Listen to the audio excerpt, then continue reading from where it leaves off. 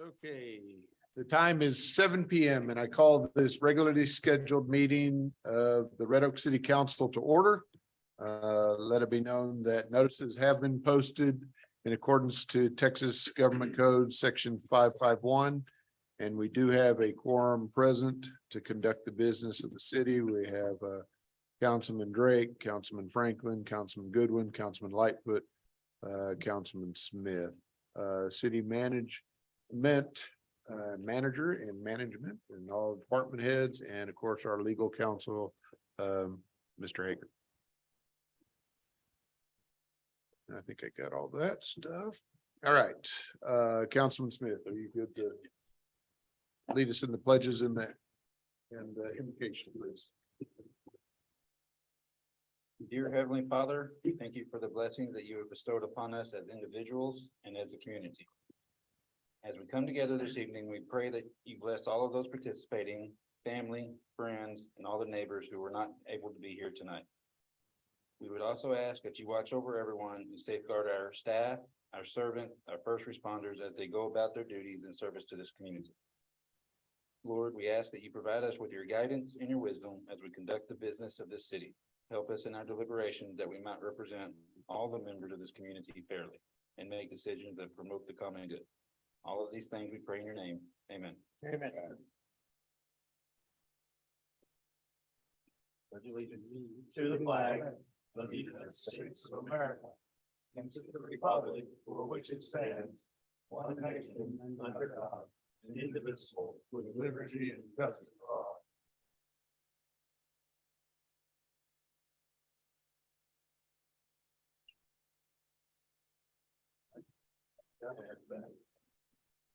Thank you, Councilman Smith.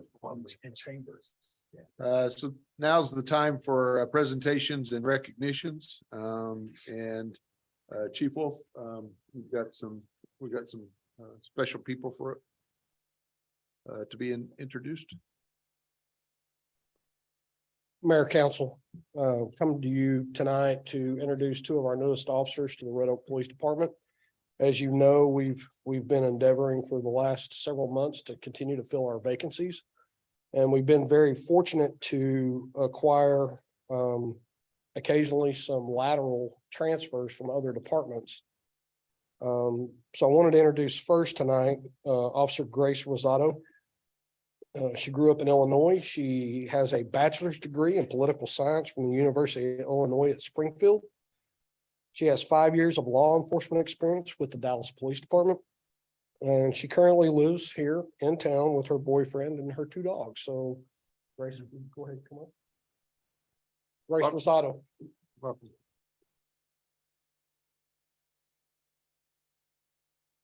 Welcome. I told you it was short, sweet, and wasn't a lot to it. Next, wanted to go ahead and introduce Josh, come on up. Joshua C. He's a 5-year veteran of the Dallas Police Department. Before joining law enforcement, he spent 11 years in the United States Marine Corps, where he received several commendations and medals for his service. He did 4 deployments overseas. He joins the Red Oak Police Department with the support of his wife, Caitlin, their children, Kevin, Scarlett, and Alexander. His family is thrilled and happy that he's working here in town. They both as well reside here in town. They frequent our library regularly. And he's also a semi-pro football player. He plays for the Dallas Defenders, which is a public safety league. And I believe y'all are playing for the championship in a couple of weeks. Correct? Yes, sir, 2 weeks. He plays punter. He's a punter. And his wife wanted me to add that he's never met a dog that he didn't instantly connect with, and that he is a regular Ace Ventura. His family currently has 3 rescues, and he has served as fosters for many dogs in their transition to their forever homes. And so I think that speaks a lot to the quality and the character of the people that we're hiring. We're very pleased to have stolen them away from Dallas. Both being residents of Red Oak, I know they're going to do us a great job and serve our citizens very, very well. And we're very fortunate to have been able to bring them on board. And so they're currently in their first phase of orientation. I'm not sure how much actually we're gonna be able to train them on how to do their job. I think they come to us very, very qualified, and I'm hoping that'll be a pretty quick process to learn our ways and how we do things, and we can get them turned out on their own here pretty quick. So Joshua C. and Grace Rosado.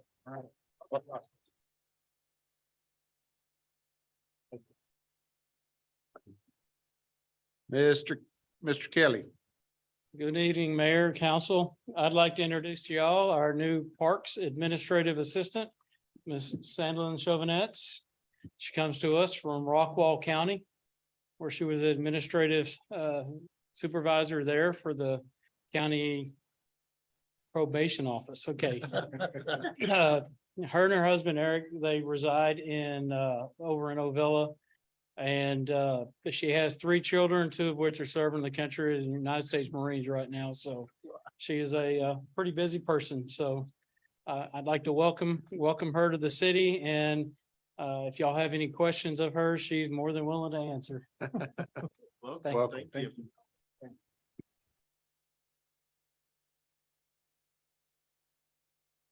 Ms. Beasley. Good evening, Mayor and Council. Lots of new hires this evening. After several months of searching, I am excited to introduce you to our new digital marketing specialist, Danielle Jones. She started with us last Monday, so she's been here a week now. Danielle comes to us with several years of personal and professional experience in digital media creation. She has a background in television, serving as a production assistant for KOLR 10 in Springfield, Missouri, and a content producer for KLTV in Tyler, Texas. She holds a bachelor's degree from Chadron, sorry, totally ruined that. State College, and is a certified electronic media production. Originally from Missouri, Danielle is actually relocated to be part of Team Red Oak with her 2 cats. And we are very excited to have her on board with us. Welcome. Oh, I like this. All right. And Mr. Fuller, you know, this is a time when we get to recognize special tasks, and Mr. Fuller has one to announce to the community. And we're so excited about that. So our city secretary, Karen Stevens, has been entered into the municipal clerk's honor roll this year. So the general code council, which does, and they do a whole lot of things. They do fire code, they do permitting, construction code, as well as municipal clerk code. And she has been recognized this year into their honor roll. So we wanted to say how much we appreciate the hard work she puts in, and that it is showing and is well deserved. Thank you.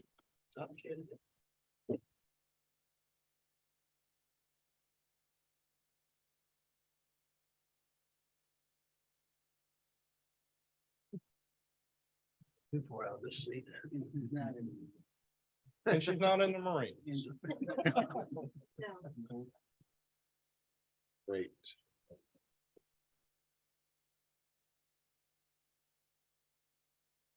Karen, do we have anybody that signed up for citizens' comments? The 3 that I have here, I think they're wanting to speak on agenda items. That's good. Okay. Sandy Smith. Angela Hunt. Yeah, I just want to make sure that they're that they don't want to also speak during this section. And then Sarah Scott. Oh, okay. All right, so we will make sure that when those items come up, we will make sure that you have that opportunity to speak. I assume they're online. Okay, good. So we do have them online. So, okay. So now's the time in the meeting where we have a consent agenda. Consent agendas are items that can be acted upon in one motion. We actually have 2. One of them is approval of minutes, and these items have been briefed with us before or are items that we kind of know about, and we can act in one motion. And anybody, myself, council member, city management, and ask that those items be removed, and we talk about them separately. Is there anything that needs to be removed for separate discussion? Okay. I'll entertain a motion to approve the consent agenda, these two items. So moved. Second. Councilman Lightfoot. And Drake, Councilman Drake. Those in favor? Franklin, I. Drake, I. Lightfoot, aye. Smith, I. All right, that passes 5-0. Regular business. So right after our typical election time, the mayor, myself, actually has a opportunity to reappoint our mayor pro tem. Mayor pro tem is someone who, in my absence, takes over the meetings. And this past year, we had Mayor Pro Tem William Drake, and I have asked Councilman Drake if he would continue in this last year, and this is a special year for him. This will be his final year that he can actually serve on council. And although I try to make every meeting, he kind of keeps me in line, and if I have to step out or whatever, he takes those meetings over. And so he has graciously accepted that position. And so I would ask councilmen members if I could have a motion to approve that appointment. So moved. Okay, a gaggle, a second by a gaggle. I think that was by, Down here. okay, that gaggle, Yeah, that. okay. Councilman Franklin, and then second by Councilman Goodwin. Oh, the other way around. Okay, I'm sorry. I apologize. And those in favor, Franklin, I. Aye. okay, Lightfoot, aye. Smith, I. all right, that's 4-0. Thank you, sir, for stepping up for that. Thank you, sir. Item 4, consider adoption of resolution number 23-045R of the City Council, City of Red Oak, Texas, accepting a donation and approving the terms and conditions of a charitable donation agreement by and between the Red Oak Baseball Softball Association in the City of Red Oak, Texas, which is attached here to it as Exhibit A, authorizing the city manager to execute the agreement and providing a severability clause, providing an effective date. Mr. Kelly. Good evening again. This is a kind of a rare opportunity that we're getting. We partnered with ROPSA, our local Red Oak Baseball and Softball Association. Tonight we have Sean Kelly, our newly elected school board member, who's also on the board of ROPSA, and he's here just in case we had any questions. But we built these ball fields a couple of years ago, and we started having these tournaments, and interacting with our local baseball and softball group has been pretty beneficial from the fact that, we have these nice tournaments, people get to come in and see our city. And in return, the league also controls the concession stand. And they do make a little bit of money from time to time, help keep their fees low. And then when they want to do something at the facility, they come up with some ideas and we visit about it. So what they've done is asked if we could put in a concrete pad, had been engineered slab with a covered area and picnic seating. So that way the folks that are getting the food from the concessions can also have a covered area to sit and get out of the sun. That'll be relatively close by to the concessions in case they need to run back and forth and get some hot dog, some ketchup or mustard or something for their hot dog. So it's really something that I think is a very good idea. And I'm just asking that we accept the donation. The city will, my staff and myself, we will control the everything that happens with this, including the construction and making sure that everything's bid properly. And then all the way through getting the permits and making sure that it's done correctly. And if anybody has any questions about this, I'm here to answer that as well.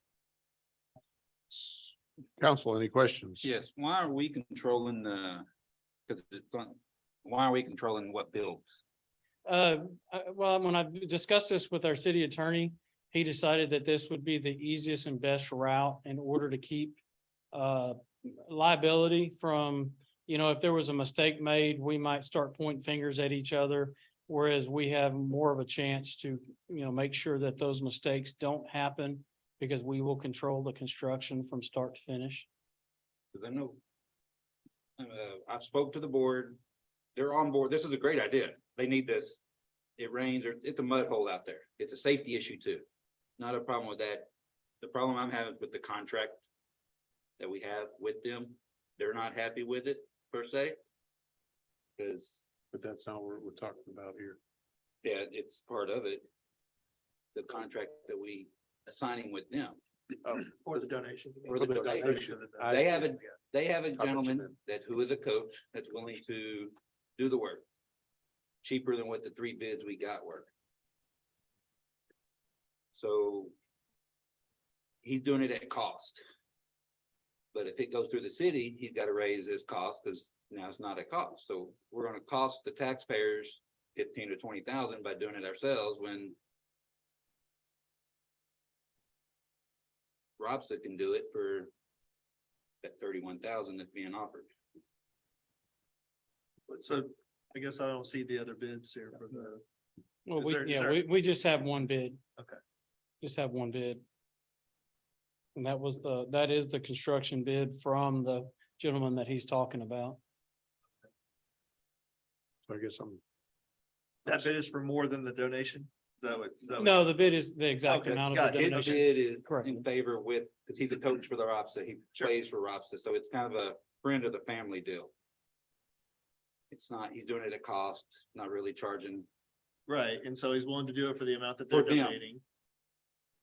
If he goes through the city, he has to jack up the price, because now he's not getting the tax donation and all that stuff, He's doing it on a personal level. But he's still gonna go through the contracts, he's gonna get the code enforcement or whoever, I don't know how all that works. The engineer is your plans, he's doing all that. Is he insured, bonded? Mr. He is Mr. Sean insured, Kelly but can there's no answer all that. bonding on It's- on this project through him. We do it through the city. There's not we necessarily, we could do a bond, but we don't necessarily have to do one because the dollar amount is within the limits of not doing one. So there's not a bond either way. No, sir. And we got a tournament in 3 weeks, that's 7 days, 6 days. Several hundred teams are coming. All the hotels are already booked up for it, and he can get it done by then. But council is recommending, legal counsel is recommending that we use the city as a middleman per se, to ensure this is done correctly. No liabilities, to make sure everything is fair on both sides, right? Yes. Okay, yeah. It's working in city facility. Correct. So that needs to be with us. Because then the obligation is up. If something's wrong, then it's our property. We've got a right to get it fixed. And we generally don't allow other people to work on our projects unless they contract with us. So Councilman Smith, I'm not sure why you think it would cost them more. Why do you think? Cause he's not making a penny off of it. Oh, Cause that bid was for Robson, not for the city. I'm missing something too. issue, Yeah, I, So are you saying that that he would do it for $31,000 if he To was doing Robsa. it to Robsa, As a but favor with to the city, then he's doing it for 38,000? or more. I don't know. I don't I don't know know. the exact dollar amount that he came up with for the city. oh, so we had a bid separate? City never bid. This is Robson's bid from him as a coach, parent. The organization. So, okay, so can I, Mr. Kelly, do you know He what's can- going on? Okay. Come up and step up to the mic. You better get, 'Cause, I mean, y'all have a- get used to this. You have a board. State your name and address for the record. My name is Sean Kelly. I live at 705 Bells Chapel, Waxahachie, 75165. So what just referring to is that we had a coach, when we approached, well, let me start from the beginning. When we approached the Mr. Kelly about doing the concrete pad and awning, we got a bid. I know that at that time, they also got a bid to do the same exact project.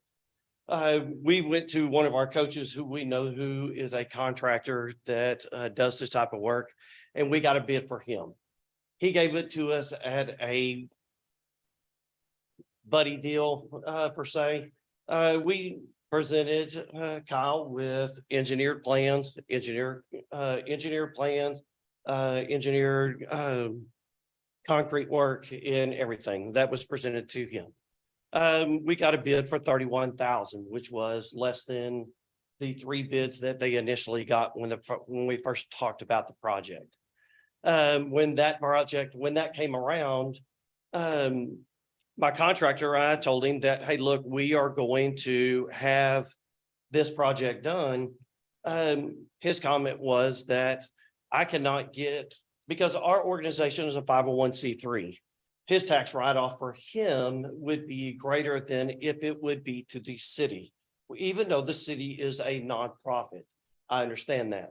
But as the contractor stated that he would not be able to reap the full benefit of a tax write-off doing it.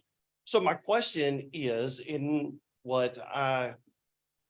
our biggest concern with our contract that we got from Kyle was our biggest contract, or the biggest problem that we have with the contract is that does the man reap the same benefit if he's being paid by the city versus us as a nonprofit being paid for by straight coming from our organization?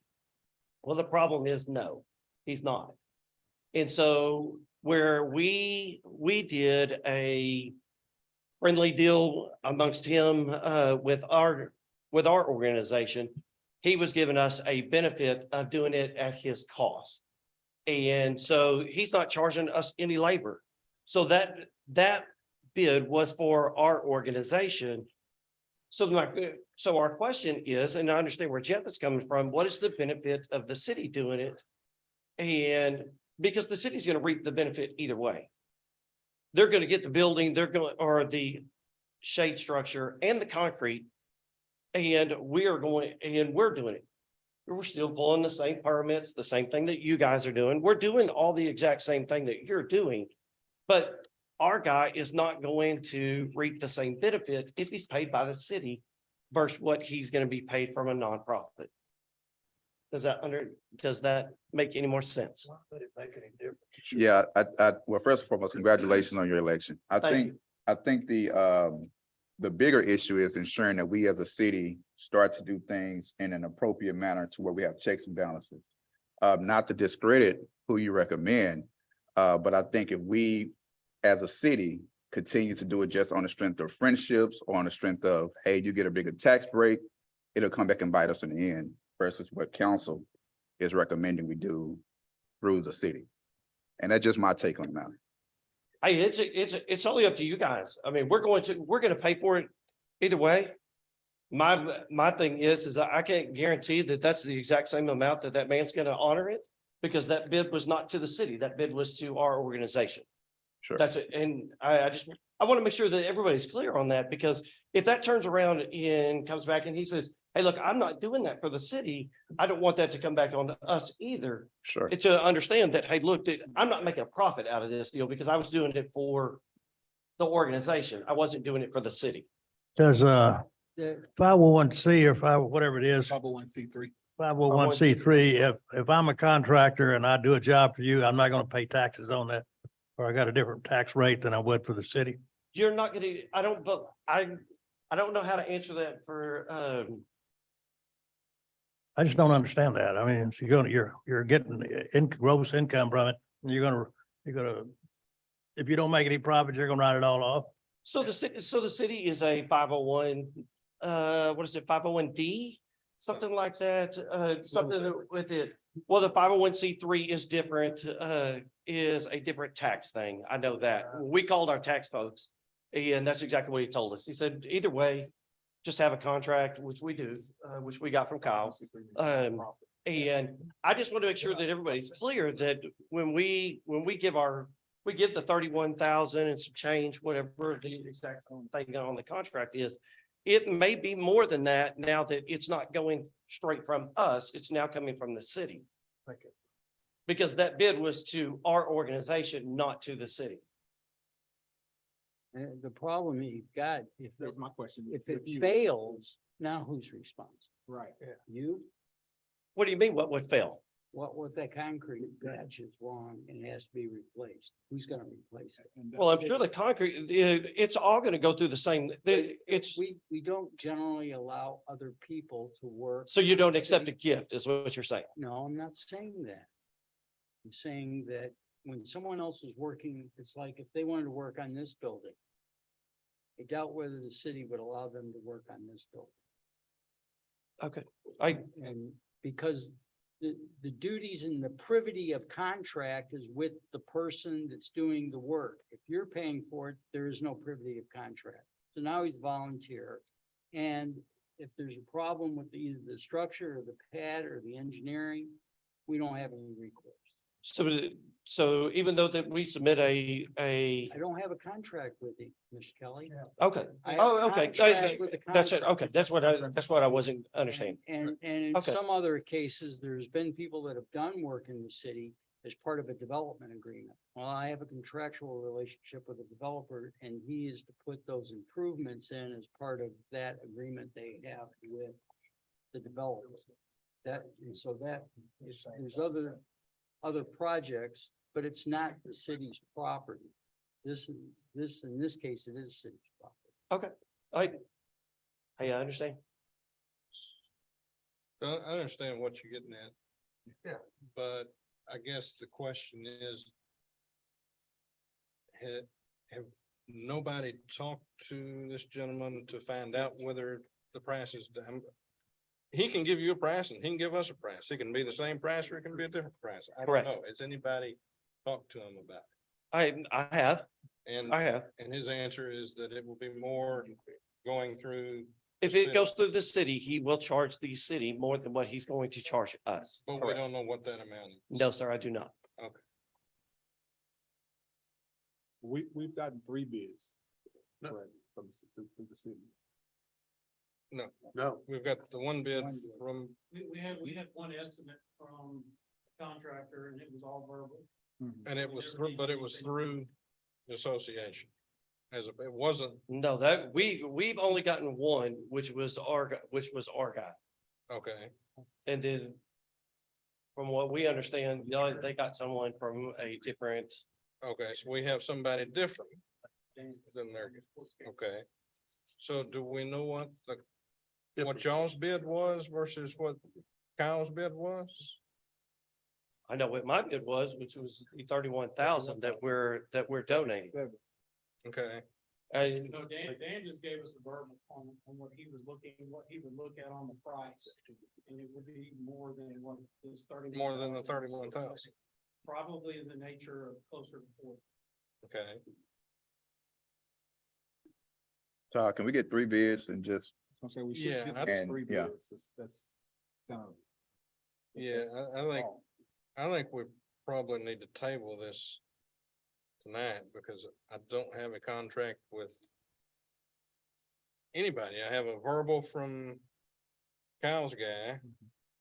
And I don't have a contract with your guy. We do have a contract with you, but it's not gonna be for the same amount. So I don't know, unless somebody sees something different, I think we need to come back maybe. Well, if you want to approve the agreement, if the money's not You could do that. really He's that. not- just He's not approve- changing the agreement.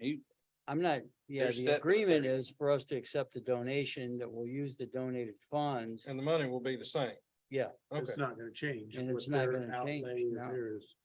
You know, if our bids. I'm come gonna back give him, higher. I'm gonna give the 31,000 You're gonna have because that's, I'm gonna 31,000 give you the 31,000 no matter what. Okay. I mean, that's, It's not about if I'm I gonna got give you the money or not. Okay. Okay, understand that we're here to donate the money. My thing is I'm here to defend my contractor and understand that It's gonna if be- it's Right. probably gonna be more because I got he did it at no cost for him not to make a profit. So he's gonna make a profit if you guys are writing a check from the city to him Right, instead of it coming from our 501c3. right, gotcha. I mean, So- please understand that we're gonna give you the money no matter what. So- Like, please accept our money. If you don't want it, then I guarantee you I can spend it. So bottom line is, we can do the contract tonight. They will donate 31,000. Then we can get 3 bids, including his guy and their guy, and the price will be somewhere between 31,000 and 40,000 that Kyle's guy came up with. And then we can move forward. I can approve that because it's under 50,000. And then I think. we're Yeah, good. the contract's written, so if their money is not used to build this shade, we'll give it back to them. Yeah, there's ins and outs on both. When you guys get a chance to Okay. look at the contract, there's ins and outs for both parties, y'all and us. But either way. All right, so now that we've had a good discussion on that, And this is completely positive. We just didn't understand the dynamic behind the scenes of what was going on. And Yeah. thank you. Yeah, and I mean, that's what I say. Hey, we Yeah. want the project, and I just want to make sure that, please understand that if we're writing the check to the guy, it's probably gonna be one thing. If it's coming from the city, Got he's gonna probably charge something more, so he makes a profit out of that deal. Which is fair, and basically what we're saying is we appreciate the gift, but in order to meet our own standards, our own internal process, it may cost us a little more. Your gift though will offset the lion's share of the Yeah. cost is what it sounds like, so. Hey, So- I'm good with it. I just Yeah. don't wanna, I don't wanna be the bad guy here. No, you're not at all. You're the good guy. This is fantastic. so with approval though.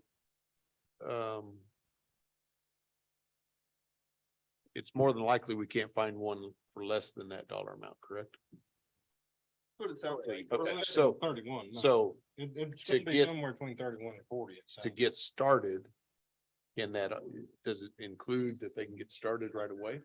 Without the- Sign a contract. Yeah, we don't I have a gotta contract. Contract with contractor, even if you approve, or don't approve this agreement, I don't have a contract with a contract. So how quickly? All is I that have, gonna take? this is only about the money, is it gonna be donated to the city? Right. So I have to Okay, be a but- contract with somebody that's gonna go out there and dig up the dirt. If you give him the okay, he'll come back with a contract, right? Absolutely. Right. He'll have no problem. I mean, I can call him tomorrow and say, hey, look, I need you to send over a contract saying that this is what it is. And they'll go. from But there. what we're saying is likely that Look not at the that case, over. because we're gonna have some other restrictions in our Absolutely. process. And Sure. so we'll go through our normal process, which it sounds like. So it Staff won't get has done the before the ability. tournament, I guess is what I'm getting. It won't get Oh, done. that's possible. Yeah, it's probably not gonna get done before that because. That's what I'm sure trying that to, They're gonna have is there to a send way it to out. get it done? 3 weeks. No, it won't No, make, it won't. I make don't think it. you can get it done in 3 Okay. weeks, starting tomorrow. Because we don't have the permits, we don't have everything else this weather. ready to go. All right, just making sure. All right. So entertain a motion to adopt resolution 23-045 R, So moved. Lightfoot. Drake. Those in favor, Franklin, I. Drake, guy. Lightfoot, I Smith, I. that's 5-0. thank you Thank very you for much. the donation. Yes. And unraveling that puzzle. Yes.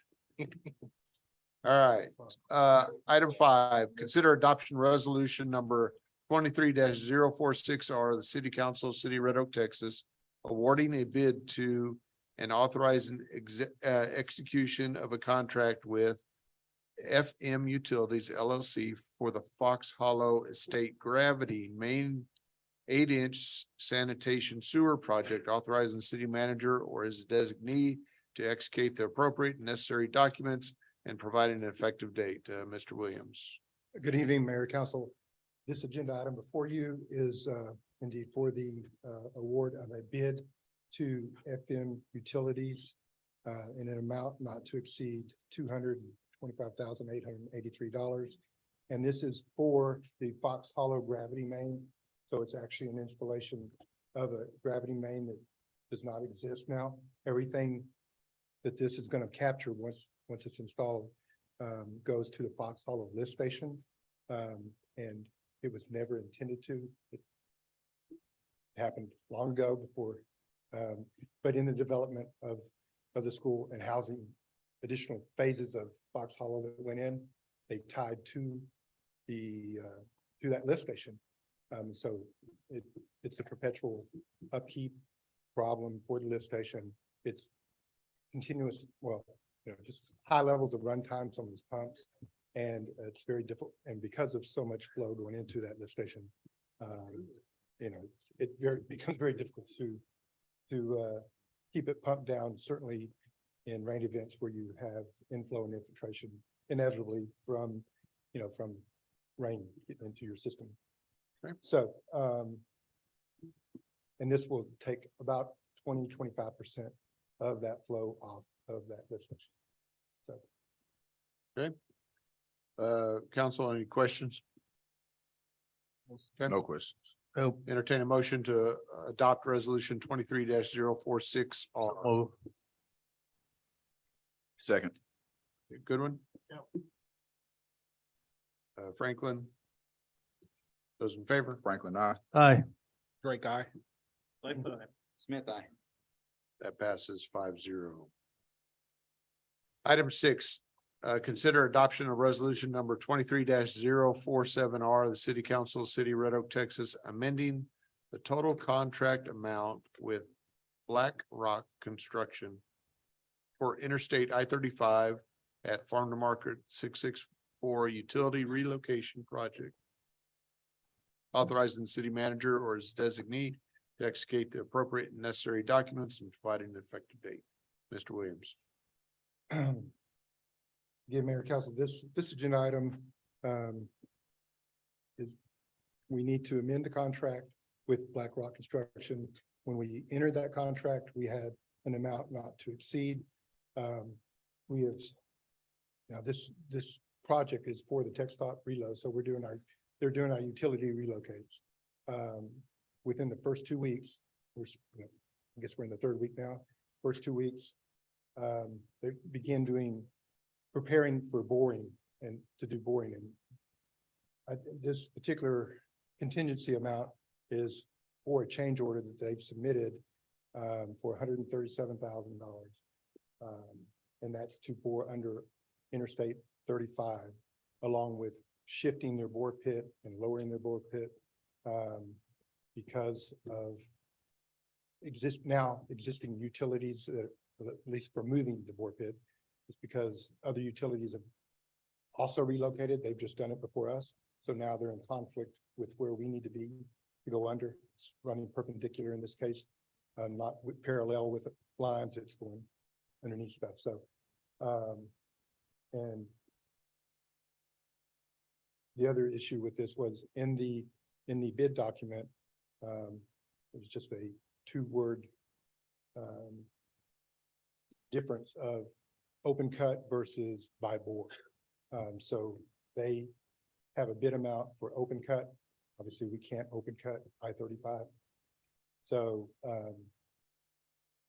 so that's to correct that too. And that's just the additional funds. We see it in the form of a change order. It would be there anyway if that wording had been correct in the bid document. We would still, it just would have been upfront. We wouldn't be coming to you now for additional monies for that. So, and we looked at it. We feel like our contingency amount has started at 144,000. That's still there. We haven't issued the change order yet.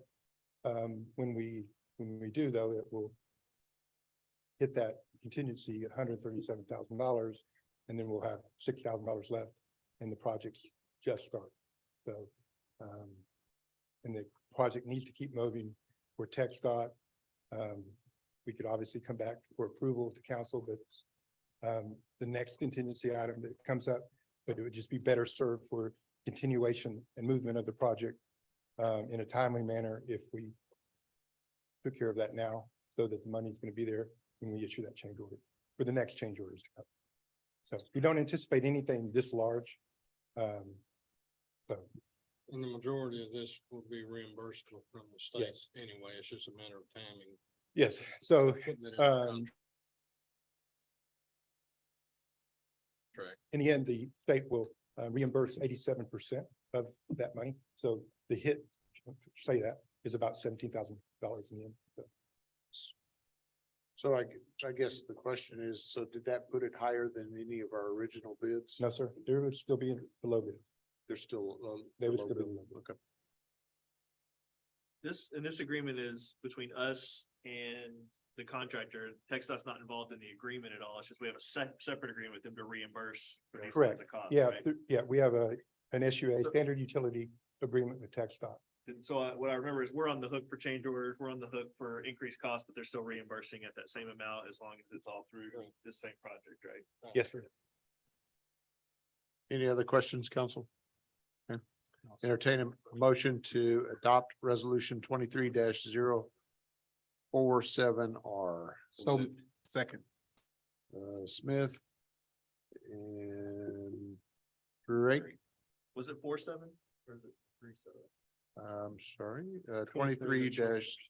Okay, that was 3-7. Must be a typo when I was looking. Sorry.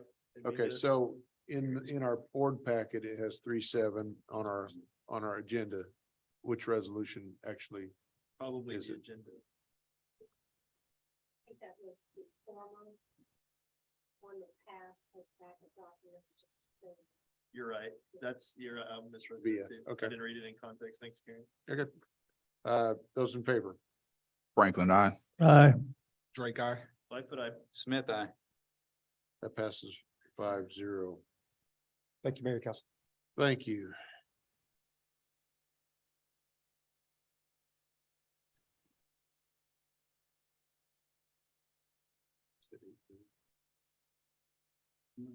Seven. Okay, so You want me to read seven? Sure. This will be to consider adoption of resolution number 23048R, the city council, of the city of Red Oak, Texas. Finding that the city of Red Oak takes no action concerning CSWR Texas Utility Operating Company LLC's application for authority to change rates. Mayor and council, this item is, stems from our long past when Carroll Water Supply Corporation operated in the city. Ms. Carroll passed away I believe 2 years ago.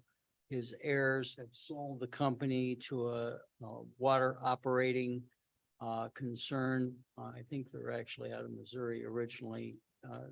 They bought like 17 Texas water supply companies, private companies such as Carroll Water Supply.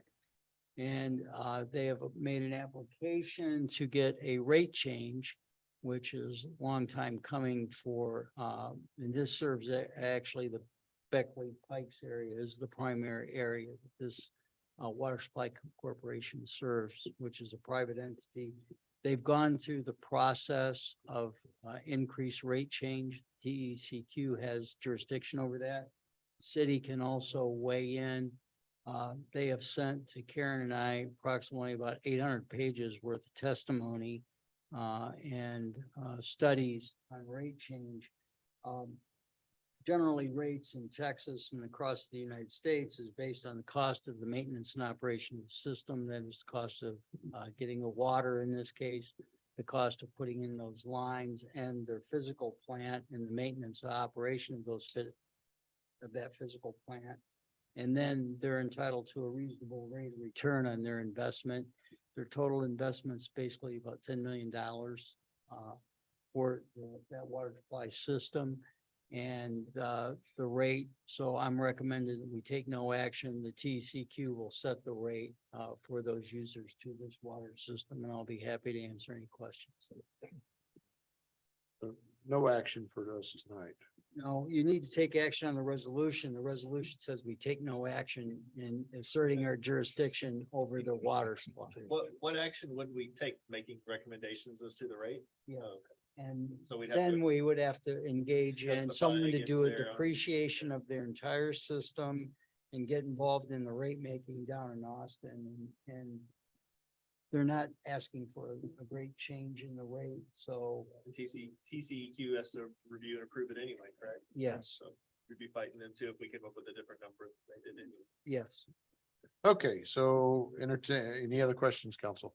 No questions. All right, thanks for the explanation, legal.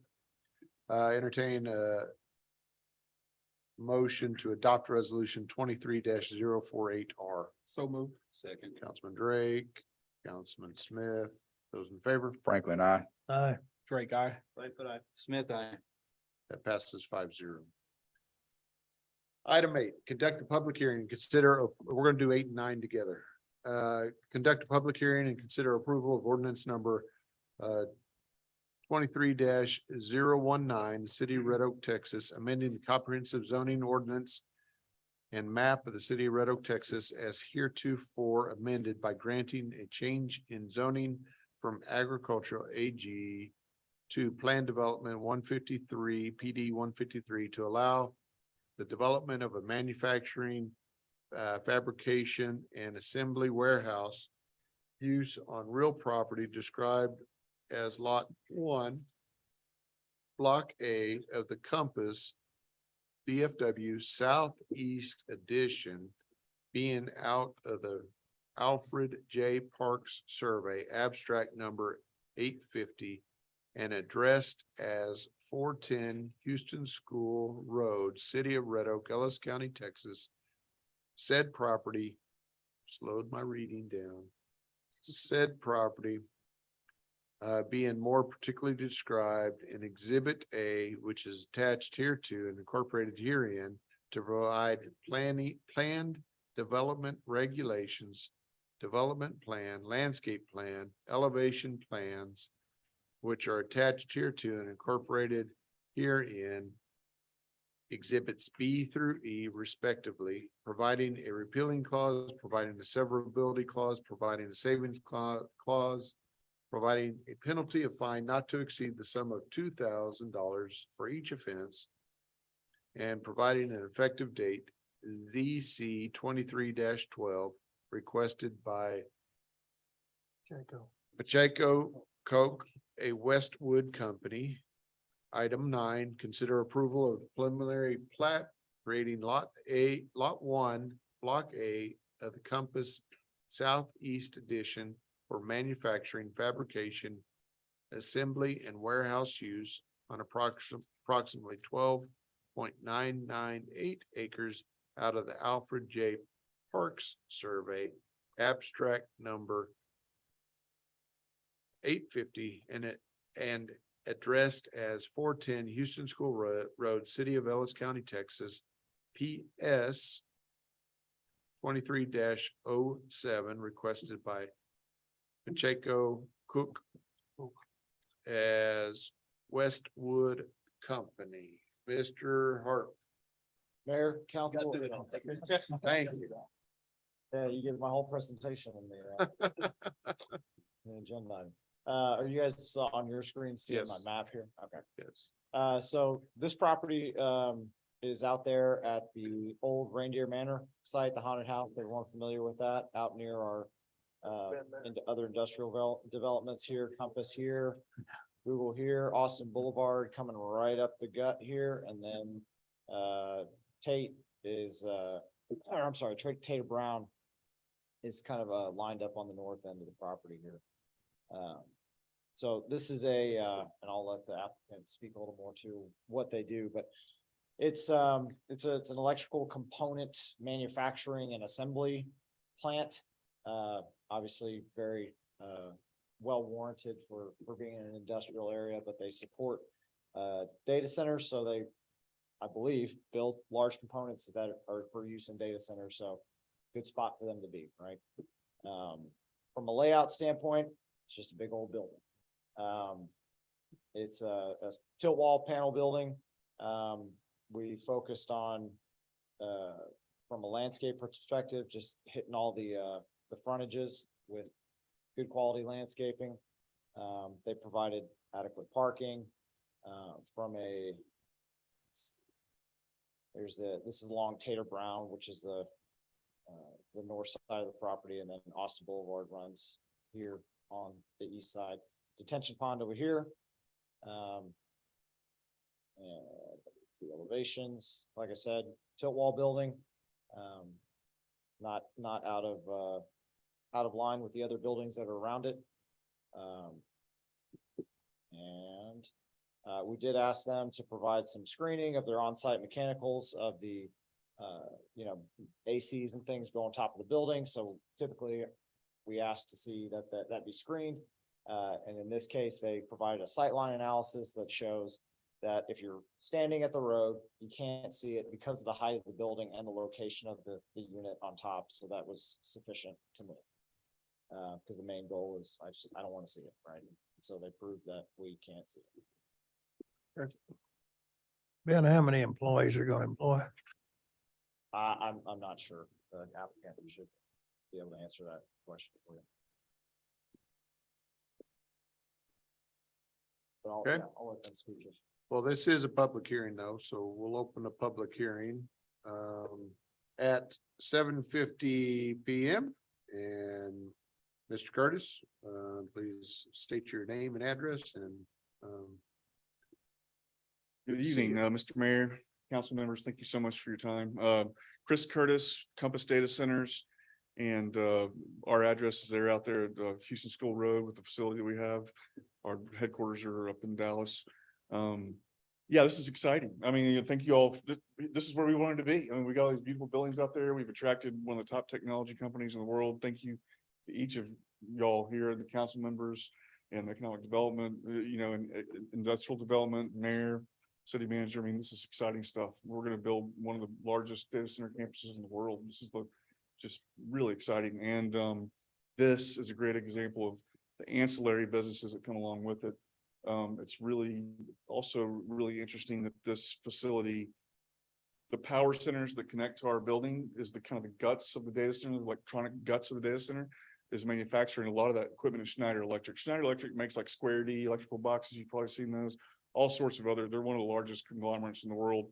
I think they might be French. Let's not hold that against them, but, so this is a facility where they can assemble those and just kind of roll them out to the job site rather than having a whole bunch of trucks running across the country delivering these things. So it's really exciting.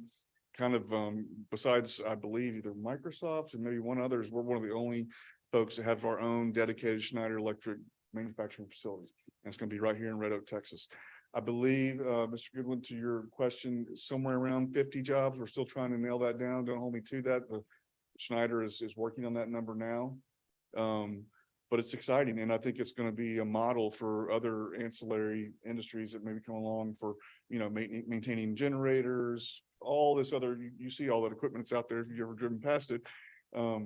So we're excited about it. The city has been great. I think we've come to a very nice product here that we can all be proud of.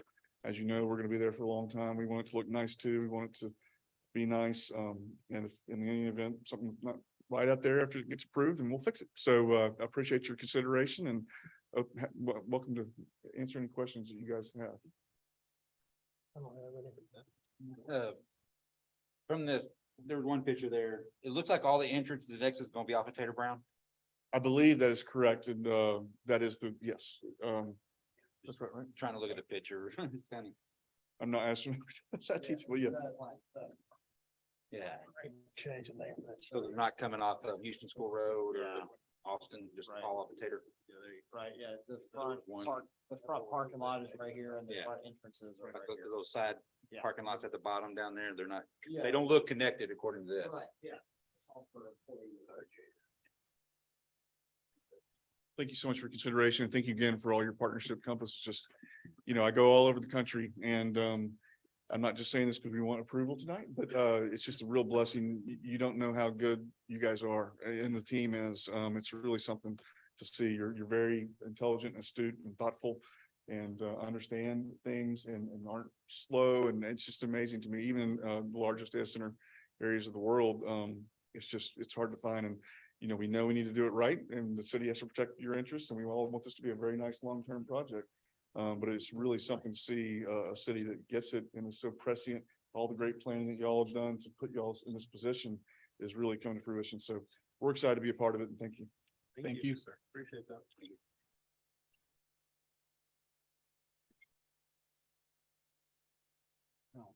So Ben, how many parking spots are there? It's hard to pull up. I mean, just on that drawing, it doesn't look like there's. 130. With several, this, Yeah, there's, Yes. if we used our base ordinance, it's got more than our base ordinance are for this same use and building. Sure. And is there anybody else here that wants to speak on this? I'm sorry, sir.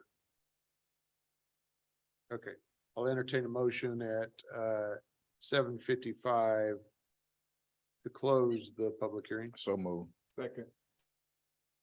Councilman Franklin, Councilman Drake. Those in favor? Franklin, I. Drake, aye. But Smith, I. That closes the public hearing.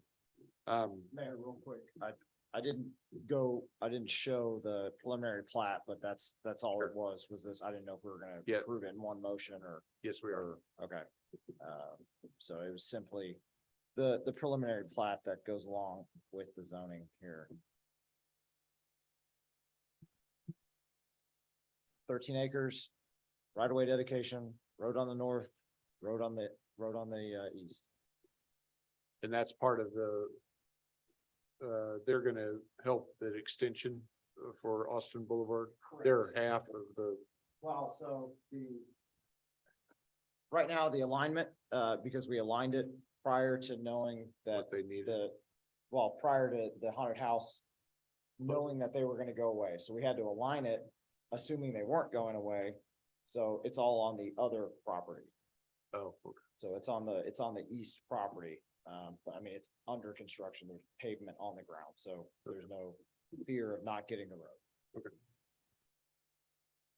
Okay, Mayor and council, if you would consider a motion to approve ordinance 23-019 and just a motion to approve the preliminary plat. We can do it in one motion. so moved. Second. Okay, Councilman Lightfoot. Councilman Drake. Oh, I'm sorry. Was it? We can go ahead. Okay, Councilman Drake, sorry. Those in favor? Franklin, I. Aye. Drake, aye. Lightfoot, I. Smith, I. That passes 5-0. Thank you, Mr. Curtis. Thank you. Item 10, conduct a public hearing and consider approval of ordinance number 23-022, the city council, city of Red Oak, Texas, designating reinvestment zone number 10, providing eligibility of the zone for commercial industrial tax abatement, containing findings that the area qualifies to be designated as a reinvestment zone, and the improvements sought are feasible and practicable, and the benefit to this land in the city, providing a severability clause, providing a repealing clause, providing an effective date. Mr. Fuller. Okay. IT, can you get the laptop on the screen? There we go. So we're basically talking about the same property. They are going to be bringing a tax abatement. Well, they've actually sent the application in. We'll be taking action on an actual tax abatement tonight, though. The way it works is we have to approve a reinvestment zone after we hold a public hearing. And then at the next meeting, they would be able to come back and seek the actual tax abatement. So tonight, we're just preparing everything for the property to be eligible to do that. The reinvestment zone is eligible. I believe that area is also under a Texas reinvestment zone. So you're good either way, but this way we're able to do it for our own ordinance. And that's what we're proposing. I think Lee's on Zoom too. If you had anything to add, Lee, but staff recommends it. We have gone through all the process of notifications and so forth. We're gonna slow down just a smidgen. We get a councilman member back. No, I noticed that there's a. Can I get a gentleman's name again? Yeah, there are so many. Curtis. Okay. I haven't even space to tell their names. Is there any chance that you would consider including some of the protocol? Ms. Smith, are you familiar with this abatement reinvestment zone? No, sir. So Mr. Fuller or Mr. Hager, can you explain that? So in order to qualify for tax abatement, you have to be within what's called a reinvestment zone. And that's basically what we're doing here tonight, is creating that zone. It's basically in this zone. This reinvestment zone, if you get a tax abatement, anybody within the same reinvestment zone gets the same tax abatement.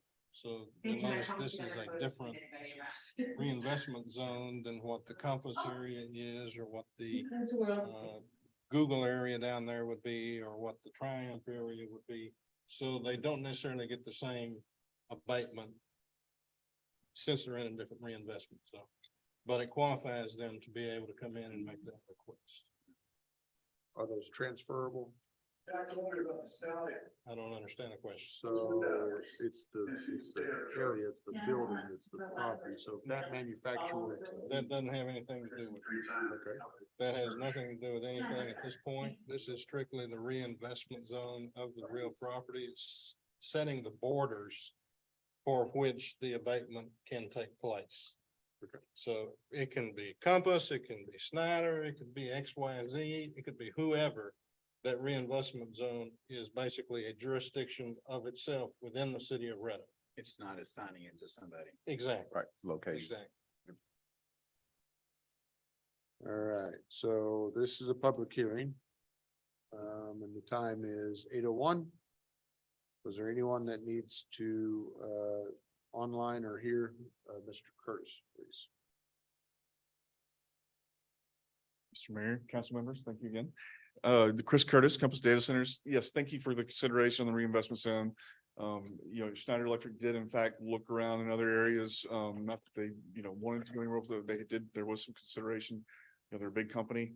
We can't tell them what to do. So this is a helpful thing to make them feel welcome. And, as Todd said, we're not going to seek any, the same level that we did for the data centers, but I think something would certainly be a benefit to, incentivize them to come here instead of somewhere else in Texas. So thank you for consideration again. Thank you. Thank you. Any other one?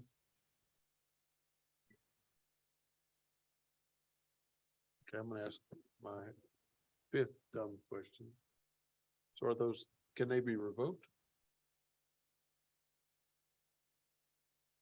Are you asking about the reinvestment zone? Yeah. The abatement agreement? No, the investment zone. If something went to pot, can we undo an investment zone once we've done it? I've never undone one. What, can it be done? I- That's all I'm well, asking. Didn't let me finish. Oh, okay. I don't know. Okay, well, that's a fair enough answer then. Okay. Because I've never been asked, So I've never been asked, And I'm an not saying, an abatement agreement's only good for 10 years, so. At that point, the reinvestment zone, if there's the same owner, there wouldn't be any reason for it. Is the to reinvestment continue. zone just eligibility for tax abatement? That's all it's Yeah. granting for that area, right? Yes. So Right. to revoke the eligibility seems like that's something you could do, but just something people probably don't typically do, because you just don't give an abatement agreement exactly, if you don't want to continue with it, right? exactly. The abatement agreement is It doesn't have any other effect as only because here's what the act says, that all tax abatements have to be uniform within a reinvestment zone. So what we do is try to tailor each reinvestment zone to the applicant that we also would consider giving an agreement to, so they really go hand in hand. Okay. In most cases, the reinvestment zone would stay. This reinvestment zone is also in a Texas enterprise zone, which the governor's office, if they wanted to give an economic development deal in this area, they could do so as well. all right, so the time is 8:04 and entertain a motion to close that public hearing. Councilman Goodwin, Second. and Franklin. Those in favor? Franklin, I. Drake, I. Smith, I. Passes 5-0. Okay. Council, any questions on this ordinance? I've learned a lot about reinvestment funds today. All right. Entertain a motion to approve ordinance number 23-020. So moved. Councilman Lightfoot, Councilman Drake. Those in favor? Franklin, I. Aye. Drake, I. Lightfoot, aye. Smith, I. That's 5-0. Item 11. Item 11 is conduct a public hearing and consider approval of ordinance number 23-021 of the city council of the city of Red Oak, Texas, amending the comprehensive zoning ordinance and map of the city of Red Oak, Texas, as heretofore amended. The comprehensive plan and future land use plan and map thereof is hereby amended by amending the future land use map from residential uses to commercial uses as depicted in Exhibit A, and by amending the comprehensive zoning ordinance for real property described and depicted herein from agricultural district AG to plan development 154 PD 154 to allow the use and development and maintenance of many warehouse storage developments on lots 11 and 12, Block B, Bomar Acres Edition, situated in the land title survey, abstract number 222-0138, more commonly known as 722 Valley View Avenue, City of Red Oak, Texas, and said property being more particularly described in Exhibit B, which is attached here to it and incorporated herein to provide planned development regulations and development plan, landscape plan, elevation plans, storage buildings, which are attached here to and incorporated herein as Exhibit C through G respectively, providing a repealing clause, providing a severability clause, providing a penalty of fine not to exceed the sum of $2,000 for each offense, and providing an effective date. ZC 2313, ZC 2314, requested by Angela Hunt, Hart, Koff, and Har PC, Mr. Hartman. All right. All right, are you guys looking at the, okay, there we go.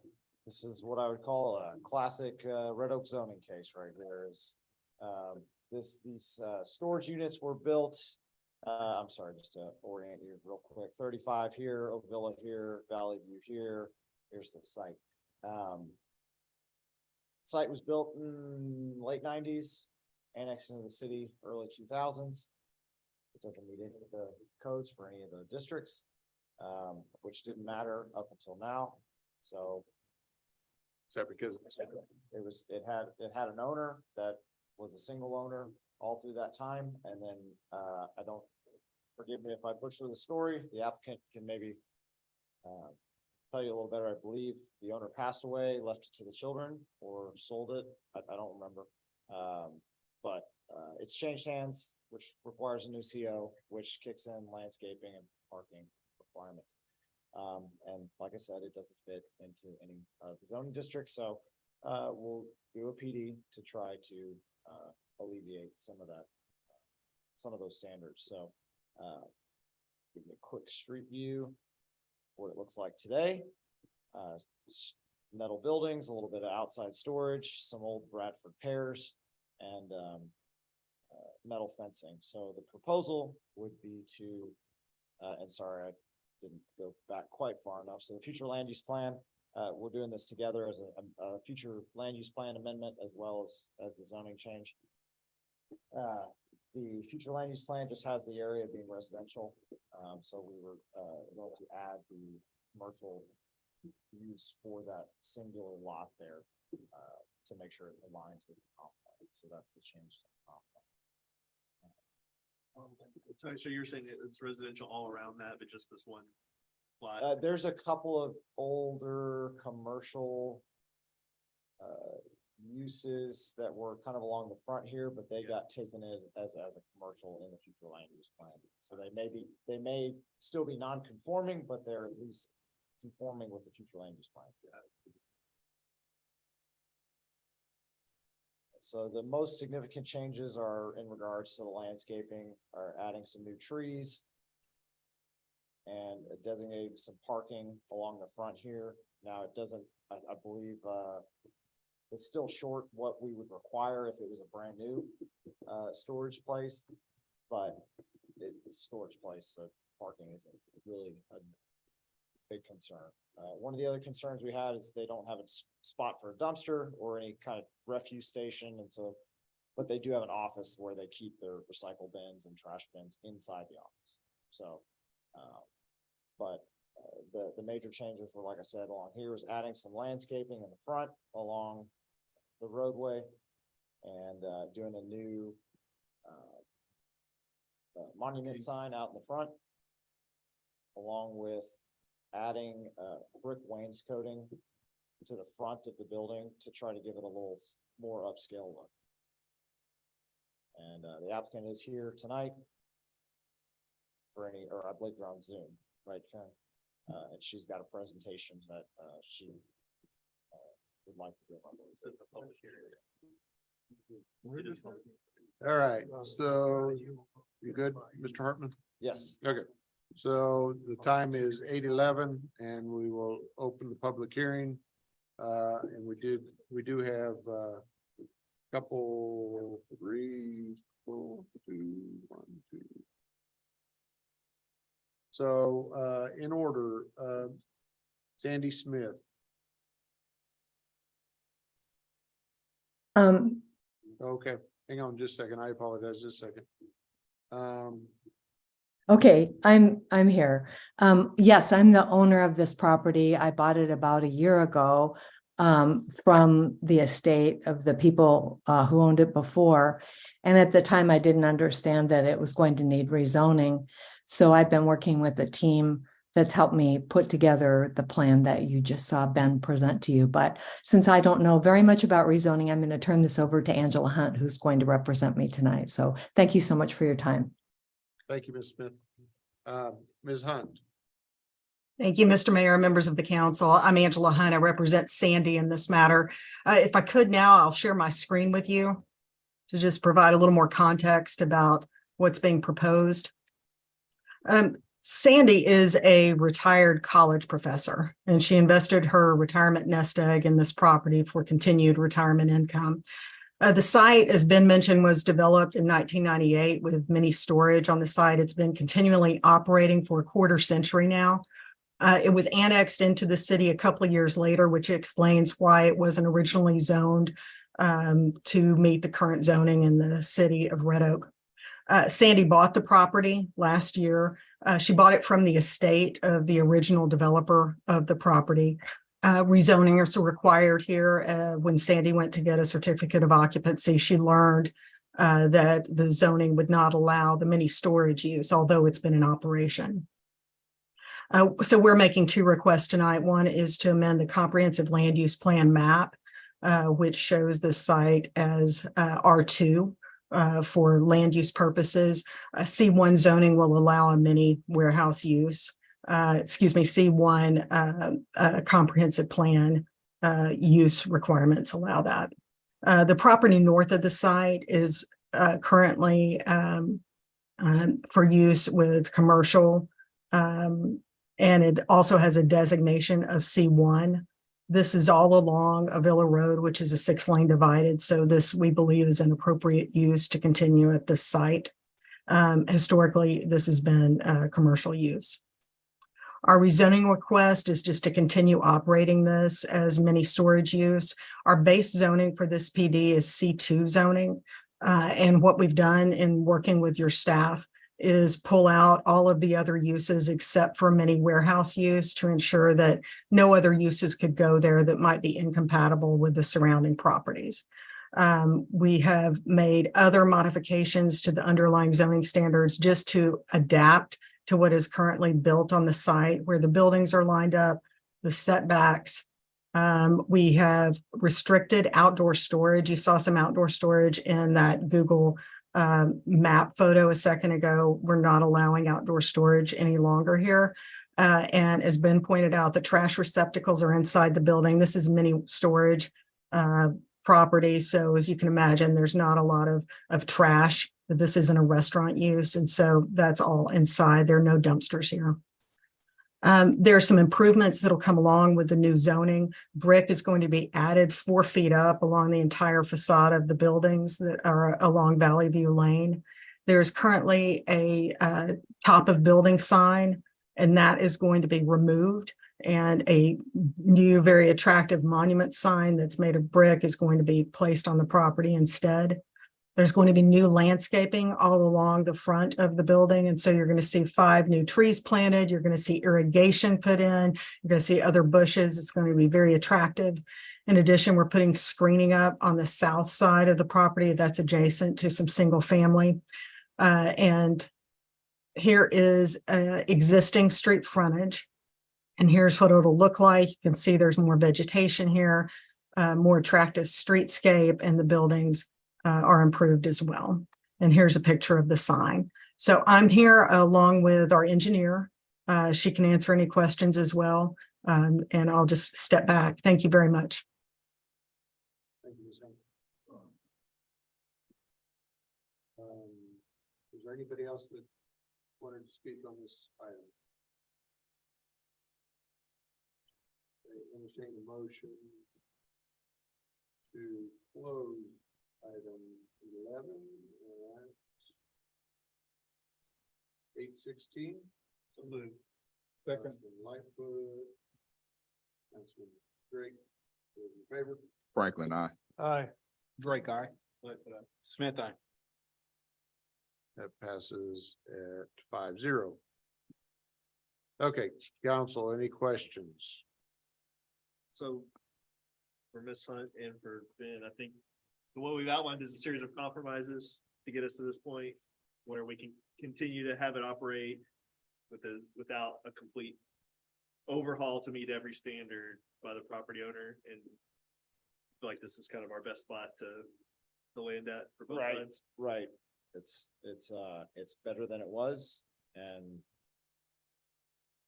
I don't know how we could make it much better without starting to tear down buildings. Everybody's in agreement on this? City staff and Ms. Yes, we worked with them on back and forth, and this is what the final product was.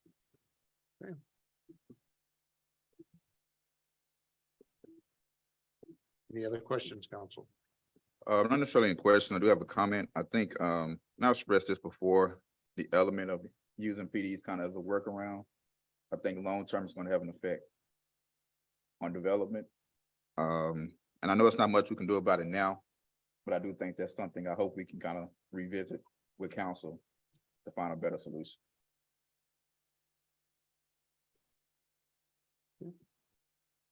Not for today, but I'm interested to hear what that sounds like. Yeah, not for today, but we definitely can talk in executive session.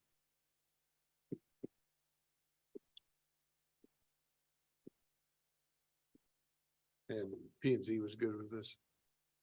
Yes. It was verification.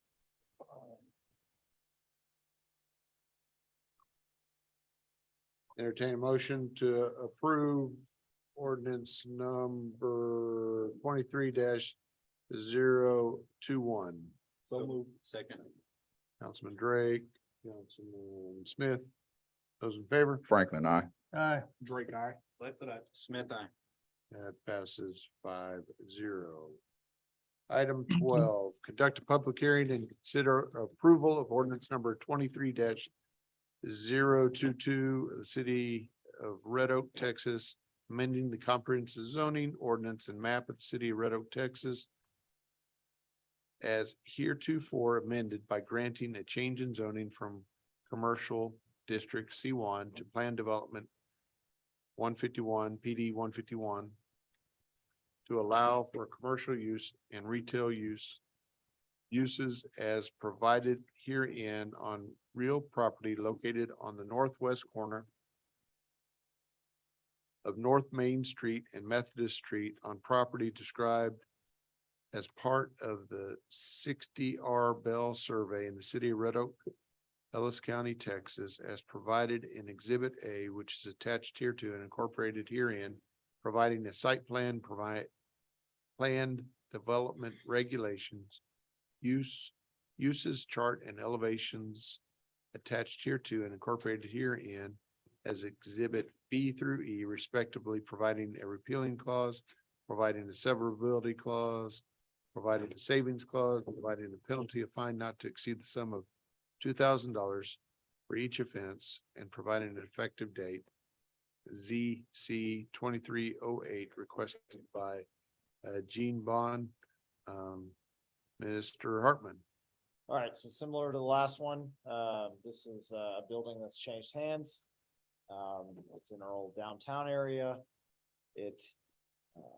The building essentially occupies the entirety of the lot, so obviously landscaping super difficult, parking impossible.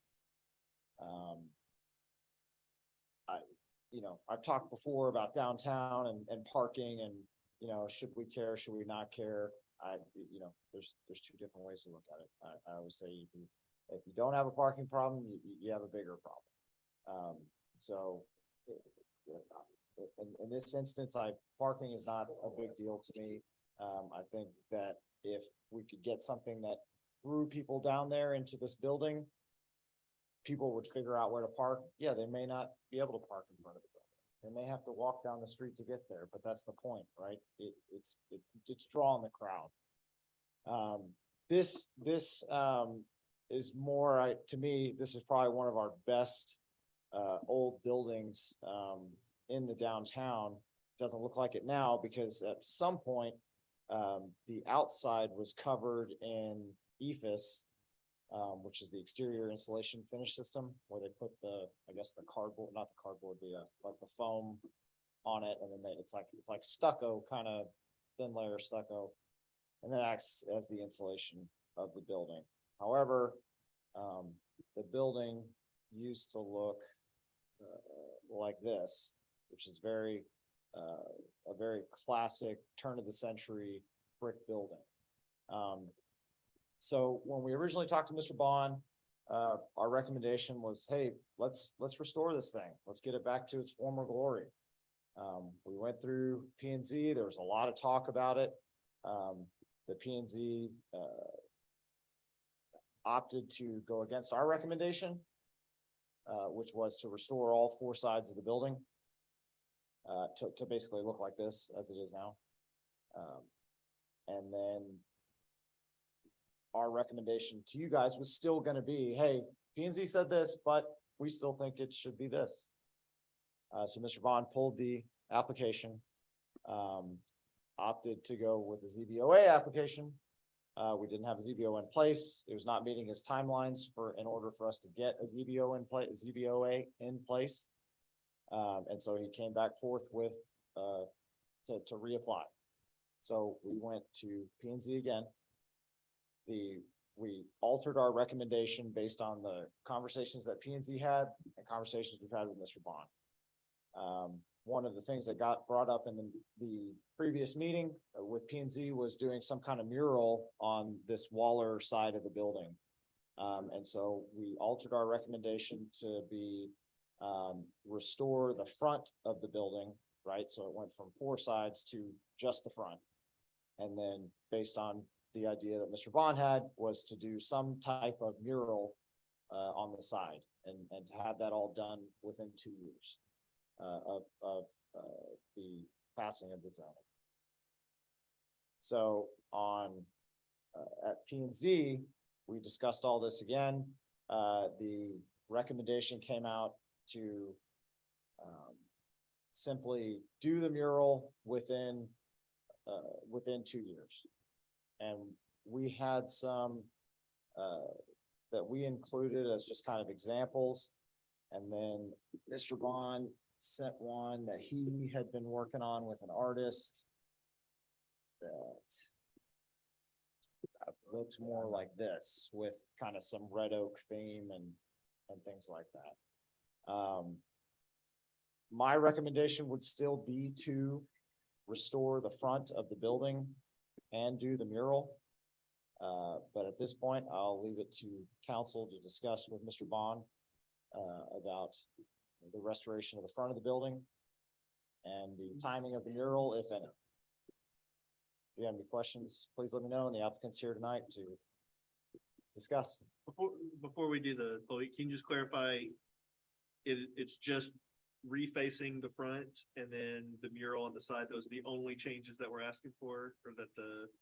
So my recommendation was to, hang on. And I'm saying that respectfully, that I know that there was a lot of discussion at P and Z and a lot of back and forth, so I just wondering what the final summary compromise was. So the final summary from P and Z. Yeah. Was to do the wall mural within 2 years, and that's it. Okay. My recommendation is still to restore the front and do the mural. And what's in front of us? Can you pull this up? So what's in front of you is it's done by exhibit, so the ordinance that you have is the P and Z version. Which is the mural. Yes. Understood. Right. Okay. And so this is what the front of the building looks like now. And then the restoration would be for this, so, you know, it'd be peeling off the ephes off the front here, getting back to the brick, doing an awning, you know, bringing, you know, the entryway back in with some period correct windows, shop window type things like that. Understood. I'll save it, my comments short after the All right. public hearing. Okay, so this is a public hearing. And the time is 8:26. We'll open the public hearing. And we have Sarah Scott online? No? Okay. So was that specifically for that? Do you know? Okay. All right, is there, and then, Mr. Bond? There you go.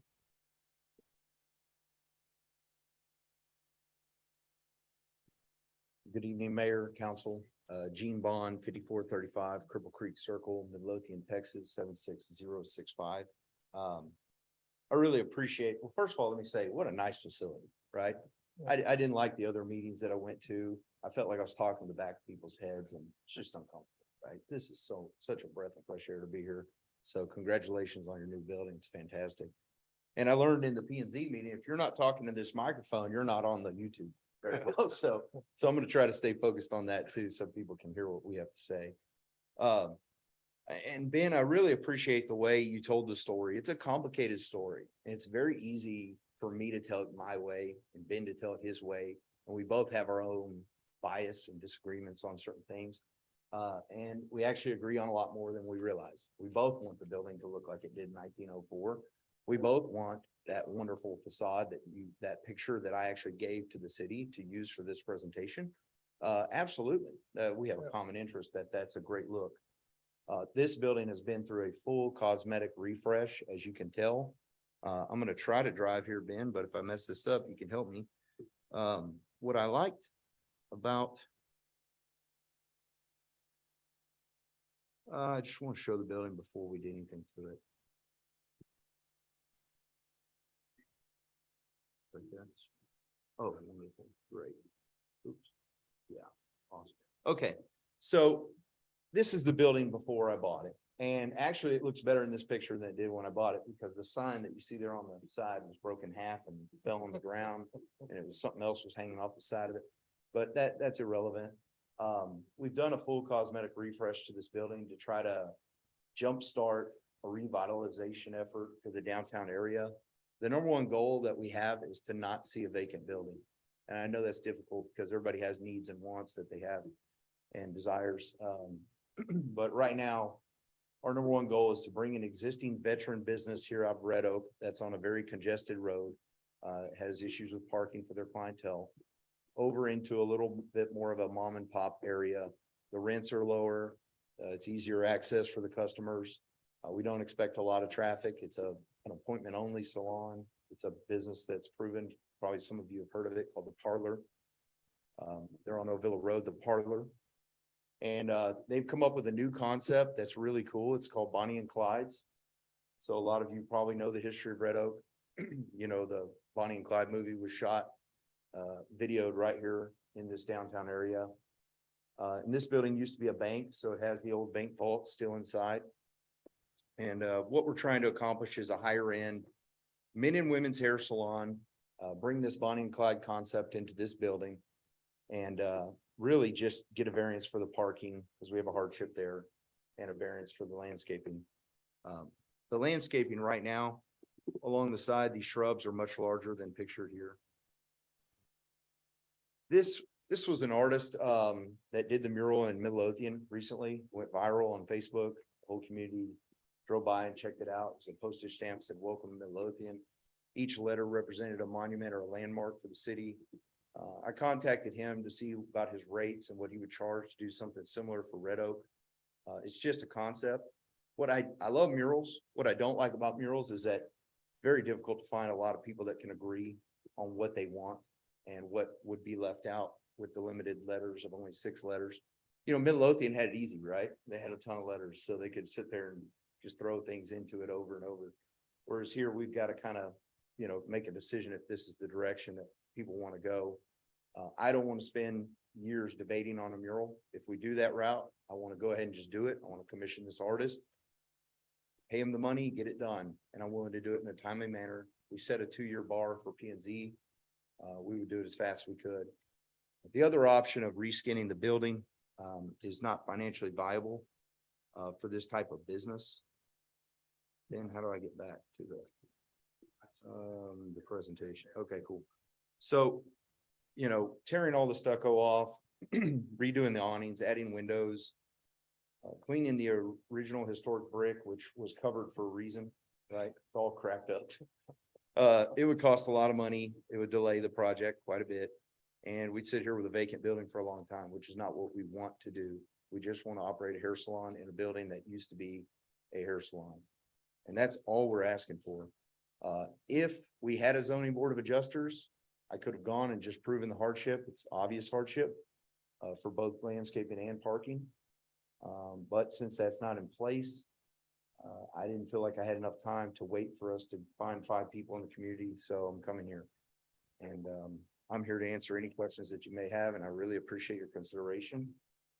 But again, what we're looking for is the mural is an offer to try to give something other than what we've already given, which is a complete refresh. And, you know, but just financially, it won't make sense to do what city staff recommends. Okay. Thank you, Mr. Bond. Was there anyone else here that wishes to speak on this? Ms. Scott, are you online again yet? Is that your contract or your engineering firm? No, the only person here should be me. Unless there's something I'm not aware of. Citizen had signed up to speak on this topic, so that's what we're seeing if they're here. Oh, okay. He's saying. Okay. Okay, so I think we're good. All right, thank you very much. So I'll entertain a motion at 8:33 to close this public hearing. I'll move. Councilman Goodwin, Councilman Drake. Those in favor? Franklin, I. Aye. Drake, aye. Smith, aye. That passes 5-0.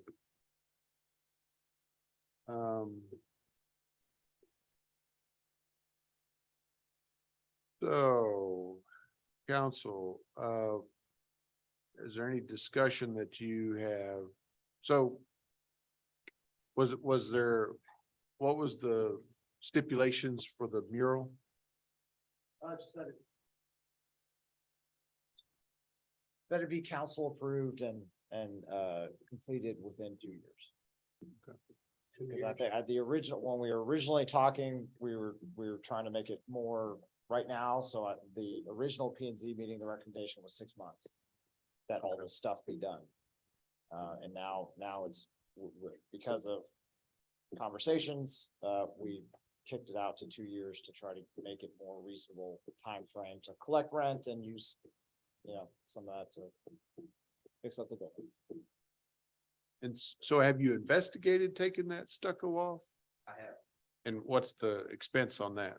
So I own a construction business as well. I don't typically work for external. And I guess it's not really stucco, is it? No, it's not. At first, I came up with a rough estimate of 130,000, but that would be removing all of the stucco, all of the insulation, cleaning, repairing, replacing, regrouting the brick, creating a recessed entry, which is what you saw in that original photo from back in 1904. Will you click back to that? Sure, absolutely. Okay, so there's the recessed entry. That's one of the most problematic parts of this project. Storefront, finding the old historic look to them, those are gonna be pretty costly. The awnings, obviously, we wouldn't do an awning exactly like this. The wind would blow it off. We'd do something more substantial with the cable ties or the, whatever you call that, the turnbuckles. And a real roofing system. The date plaques, I'm so glad they pointed that out. I was sold a building from 1930 and I got a building from 1904. I don't think it really bothers me that much, but it's nice to know the truth before you get what's on record at the appraisal district or whatever. So that was interesting for me. I learned something there. So do you know so you own the building, what's Yeah. the inside look like looking out? Are those just, the windows were taken out, I assume? The windows were taken out. They were filled in with a CMU block, concrete masonry unit, 8-inch block. There's some serious, probably, I would say 2.5-inch cracks on the brick that you can see, which is only on the back wall facing towards the center of downtown. The right and left wall, the long walls have been covered in plaster. And the front wall has a CMU block wall backup. If it does have brick on it, I'm not sure. So I haven't been able to tear any piece off to find out. We did drill a core hole through the back side of the wall 2 weeks ago to put in a kind of like a dryer vent type hole. And the brick that we took out seemed to be a good brick, in that one area. It was at the top of the building. But by the cracks I can actually see in the back of the building, there would be some pretty serious work that would need to be done. So you've been around the area, correct? You contract around here, construction firm? Yes, Okay. yes. And so Bruce Muirhead? No, I do not. You don't know? Okay. So I had a text message from the person who put this stuff up, and he said it actually comes off really easy Okay, with a solvent. okay. Very nicely. So I didn't know if you had investigated that or. I anything didn't like have that. the history on who did the stucco, when they did the stucco. Okay. I've been told ballpark figures from the original owner that Grand Staffs. yeah, and I said, what do you think? It's been on there 30 years probably. He said, oh Lord, longer than that. So I really didn't have a reason to investigate it until now, I guess, but also one thing we didn't mention, this is pretty important, right?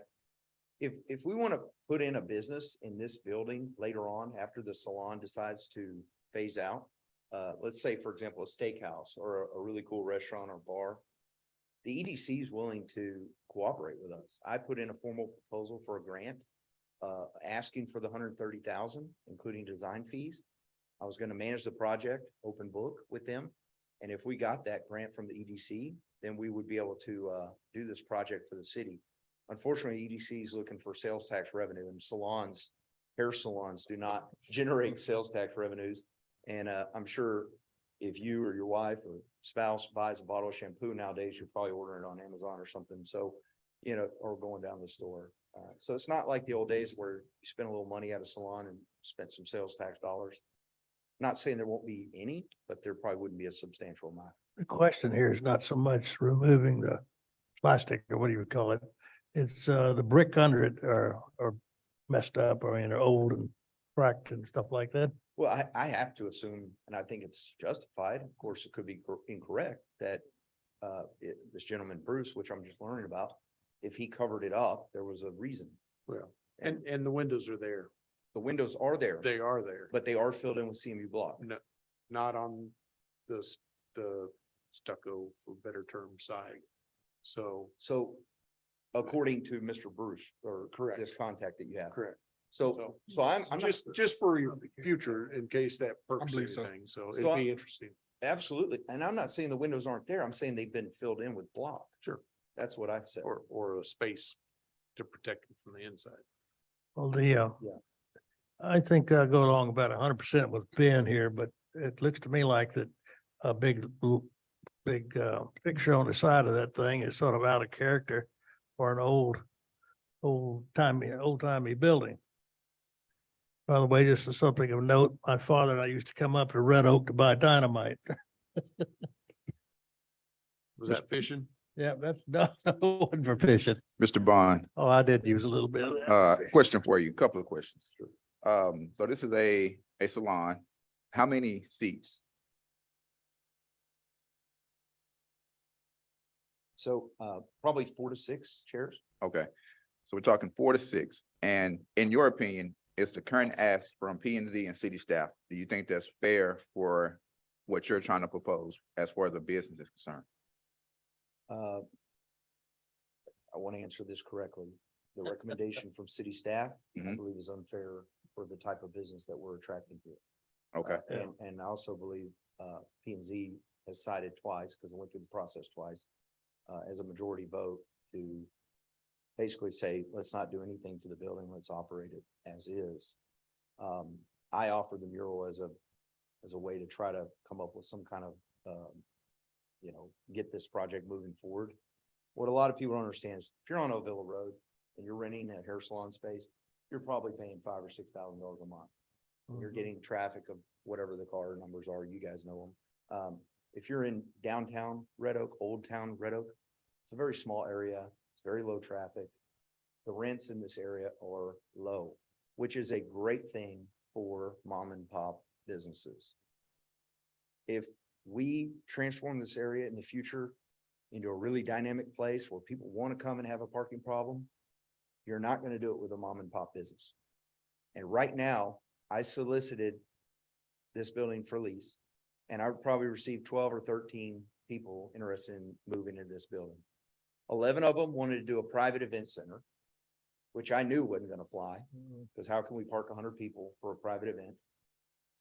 One of them was a children's clothing boutique, and 2 of them were hair salons. This is over a period of probably 6 months. okay, and so I'm clear. What would your ask be to council? To approve a variance for landscaping and parking. We can squeeze 6 or 7 cars pretty comfortably. We need 10 per the C1 zoning. And my ask would be to let us open the Bonnie and Clyde Salon. We promise to do nice elaborate signage, to make people notice that there's a business here and get moving quickly. We want to have this open in July. And that would be the only ask. The mural, I'll leave it on the table. I know some people aren't going to like it, and that's why we have 2 years to figure it out. If you want something that says, welcome to Red Oak, that's an Instagrammable moment, so the generations that appreciate that can show up and take pictures, and it'll go viral and be on your website. Go ahead. I'm okay with it. I'll pay for it. It's not cheap. It's a third of a year's rent. And to us, that's a big deal because we're not Schneider Electric. But we are a very small development company trying to do something in Red Oak that hasn't been able to be accomplished in a long time. And there's a lot of opportunity in this area that we'd like to continue to partner and discuss about. That's all the questions I have. I save my comment until everyone has had their chance. Many years ago, when I just first came on council, one of the reasons we got the money for widening of Red Oak Road was to get more interest in our downtown area, to fill that up. And it's been a long time, and I really do congratulate you on your efforts here. And I really think that you're on track, rather than, the thing is real sterile right now. Let's face it. It looks like, something, I don't know what, but this is interesting. This is a draw, and I really support your efforts here. Thank you. Thank you. I think, if the situation was different, if this was a heavily desirable area with a lot of reinvestment that was willing to go in there, looking to redo buildings to get them back to, you know, a modern touch on, with some 1904 look to it. Turn of the century look to it. I think that would be really great. I would like to see some of those old buildings get redone and look old again. But at the same time, you know, I don't know that that's really what's happening in that area right now. What's happening in that area right now is you're getting the interest that you're getting for the businesses that you have. Like I said, I wish there was something less, you know, a dollar amount or a time investment that was less than what's been quoted to try to get back to something that looks a little bit older, a little bit more rustic, but I understand that that's not practical and the building is what the building is. So I also understand that P and Z had a lot of trouble with this one, and I don't want to discount their efforts to try to figure out what they thought was the right thing to do. And it sounds like the slimmest of majorities, their thought was to let it be as it is for the most part, you know, taking on the concession that you've made to try to put a mural up there and do some other things with the, you know, the more general nature of the property, which I think is fine. I mean, I'm not inclined to tell P and Z that they're wrong, but obviously they struggled with this too. I'm not sure about a mural. I like the idea of kind of a something unique. I don't know what it means to have council approve a mural within 2 years, though. That's one I'd probably want to talk about a little bit. I don't know if I want to put that on our shoulders to come up with a mural in a building somebody else is paying for with a time limit. But you know, we could probably deal with that. I'm sure we can come up with something that would be good. So, yeah, I mean, I understand city staff would have been and is asking for more than what you think can be done on the property. And I understand the vision for that. I think it's asking more than you probably could ask of you at this point. But like I said, it's the kind of thing that if we were reinvesting in this whole area, lots of interest, you know, multiple projects at the same time, trying to get to a certain aesthetic, I'd be all for it. I don't know that we can do that for you or to you at this point. That's just my opinion on it. Well, I don't like a white building down there. Yeah. You know, in a nutshell, so. But, so if by chance, it's the vault, what's the name of the? Bonnie and Clyde's. Who? Bonnie and Clyde's is, or you asking the name of the new Oh, salon? so they're changing the name of their Yeah, business? their to current Bonnie- name is the Parlor, Parlor, and they're okay. changing it to Bonnie and Clyde's. So if they were to leave in a short period of time, what happens, Ben?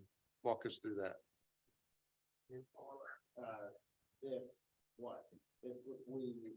So if the business that's proposed that's gonna go in there leaves in a period of time, There's a use list that's been approved. It's basic retail service oriented type. So he would have all other options to be okay, marketing. so it wouldn't have to come back to say, okay, now you No. you gotta make it It's not more appealing. Right. It's not a single use. And so, and just to address some of your comments, the reason staff's, you know, recommendations were what they were is because this is the entitlement for the land. And whatever we do right now, that building will sit there exactly like that for eternity. Because we are entitling it. And so that's the reason we asked for more than maybe what seems reasonable. Because the next iteration of that is gonna have to be someone actually buying the building, not as an investment, but most likely as their own business property. That's the next person that would likely want to do any restorations. Understood. Oh, that makes sense. So, Yeah. Ben, can you do a 360 of this area, please?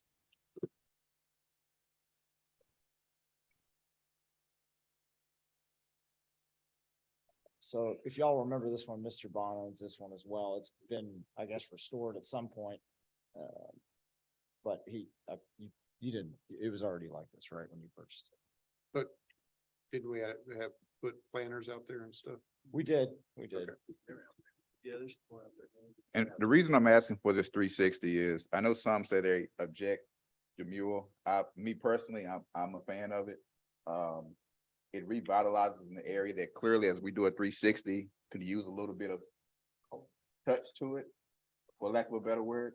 Now I'm not advocating for it, but what I am saying, imagine something nice that we agree on. And people are now going to this area to not only patronize it, but to take a picture, post it on social media, walk down, find somewhere to eat.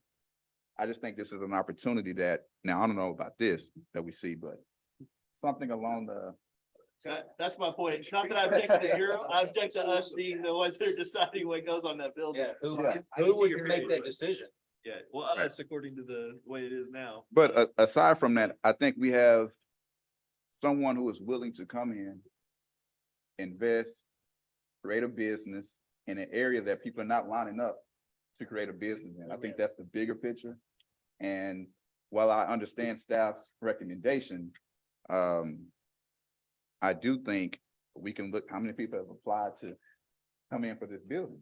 And we have someone who's bringing something unique to a city that would attract people to come here and spend money here. So I know we're not voting yet, but I think there's an opportunity here versus making it more difficult. So where's parking supposed to be?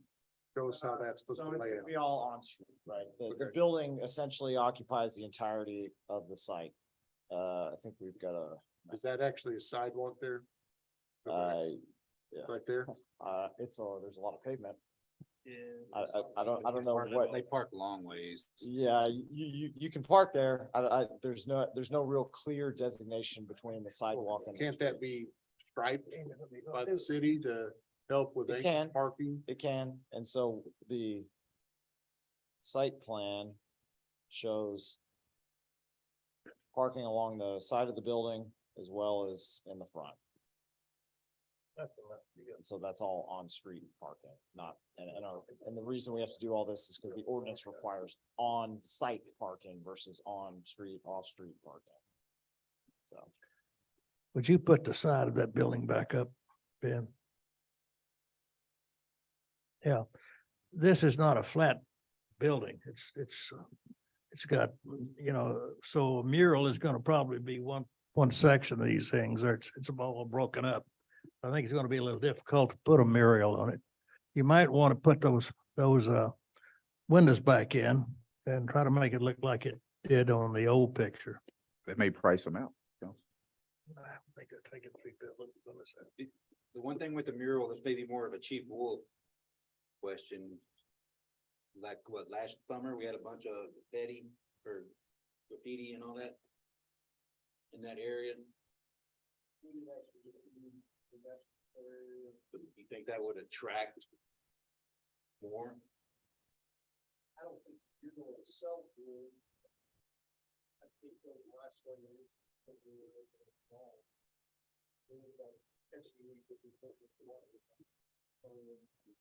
Would it attract somebody to come up to the basement? That's always a possibility. So one last thing, have you been up on the roof? I have. The roof is new. Okay, so I guess it's coved up. Is there brick right there, There's a right parapet. by your body, I'm picturing. you know, on the backside, so the date of the building is that solid brick going up that way? On the parapet wall above the roof line. Yes, That's been tarred by the roofing material, so you okay, can't see but it. there's brick there. I believe it is, yeah. And our mural idea would, the original recommendation from city staff was 85 feet mural. This building's 85 foot long. You know how much that cost? It's a fortune, okay? So I contacted the artist and we went and walked the site. He said, Gene, you're better served putting a mural in this first square here, just something very tasteful that says, welcome to Red Oak, which was my recommendation. The pictures that you saw on here of the funky sway and the welcome to Houston graffiti and stuff like that, that's not Red Oak. That's not tasteful for Red Oak. So we know those are just examples. I'm not criticizing somebody's opinion on that. It's just, we're not even, when you show those pictures, don't think of me, think of someone else. And so that's all I got to say about that. The graffiti is a problem. We've covered up the graffiti there, on the back side of this building. And, it is a problem. I'll tell you what another problem is. I was sitting in my truck paying the painter that painted the exterior of this building. And, about 3 or 4 teenage kids were walking over to the yellow building at the end. And all of a sudden they disappeared. And I said, hey, where'd those kids go? I said, let's drive over there and look. So we took a little closer look and I could see them through the windows of the building walking around. Now there's boards on the windows and the windows are busted out. That's the kind of stuff we don't want. That's what I want to get rid of. I want that out of here. I want to get that fixed. I want all these buildings to be operational. That's number one. Let's make sure the lights work and the AC works and the roaches and the rats are gone. Then let's talk about parking. If I had 30 parking spaces, this would be a tap house with an outdoor patio, all lit up just like Fuzzy's Tacos. Do you know Okay. who's moving in? He says it's a salon. Do you know the company that's coming in? to get this approved? Yes, it's an existing business that's operating in Red Oak for 7 years as the Parlor on El Villa Road. And they are a proven business. They have over 300 customers. They're appointment only. And from what I hear, they're really, really good. And I'm business. seeing a problem though with parking if they're known. So they're appointment only. So at any given time at their salon, which is in a small retail shop, they have to fight over 2 or 3 parking spaces. Their customers do. Whereas here, they just pull up and relax. People parked on that street for years and they continue to park on that street all the way at all the other businesses. My recommendation is to do something much larger. Let's make Main This is Street my one neighborhood, street, one so way. I'm for it. I'm Yeah. looking, I actually agree with what you're saying, and my prayers is to have something like this to try to enhance the area, because this is my neighborhood. Oh, great, So. great. So. I think the question on parking lot is, he's got 4 or 5 chairs there. You shouldn't have over 5 or 6 women there, or whoever's getting their hair clipped at one time. So I don't think parking is really a major concern here. So they have an established clientele. What does everyone else? Only park? chairs is the question. So they have a clientele that's appointment only and they're booked out 6 months. They're signing a 6-year lease on this building. They're not gonna be here for one month and move out. This is gonna be a success. And realize too, that it's not their parking. Even the 7 that are there, that's not their parking. That is parking that is for the downtown area. Because it's actually on city property in the streets.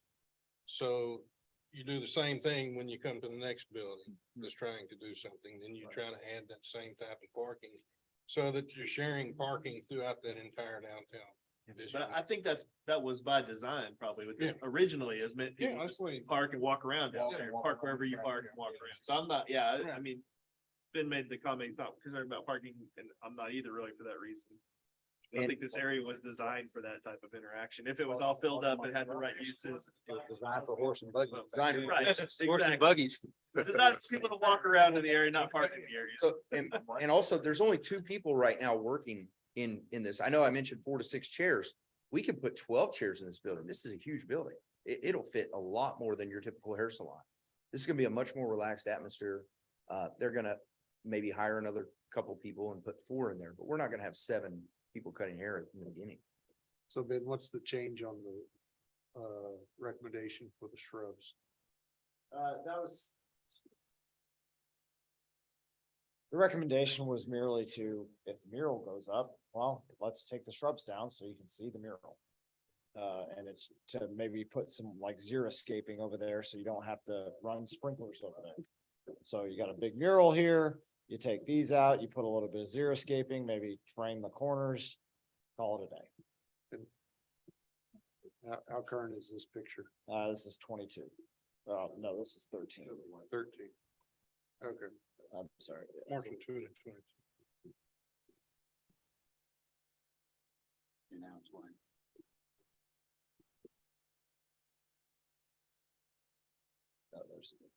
Yeah, so these shrubs here. Okay. All right, council, any other questions? No questions. No questions.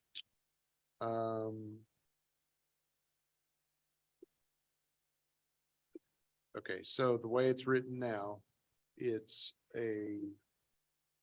is it written now?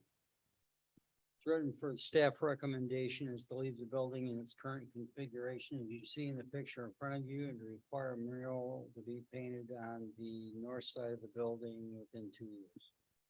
I'm sorry. You said. I can't hear him. Thank you. To leave the building as is, except for to put the mural up on the north side of the building. Within 2 years. within by 2 years. Council approval. Is that the way it was? Yeah.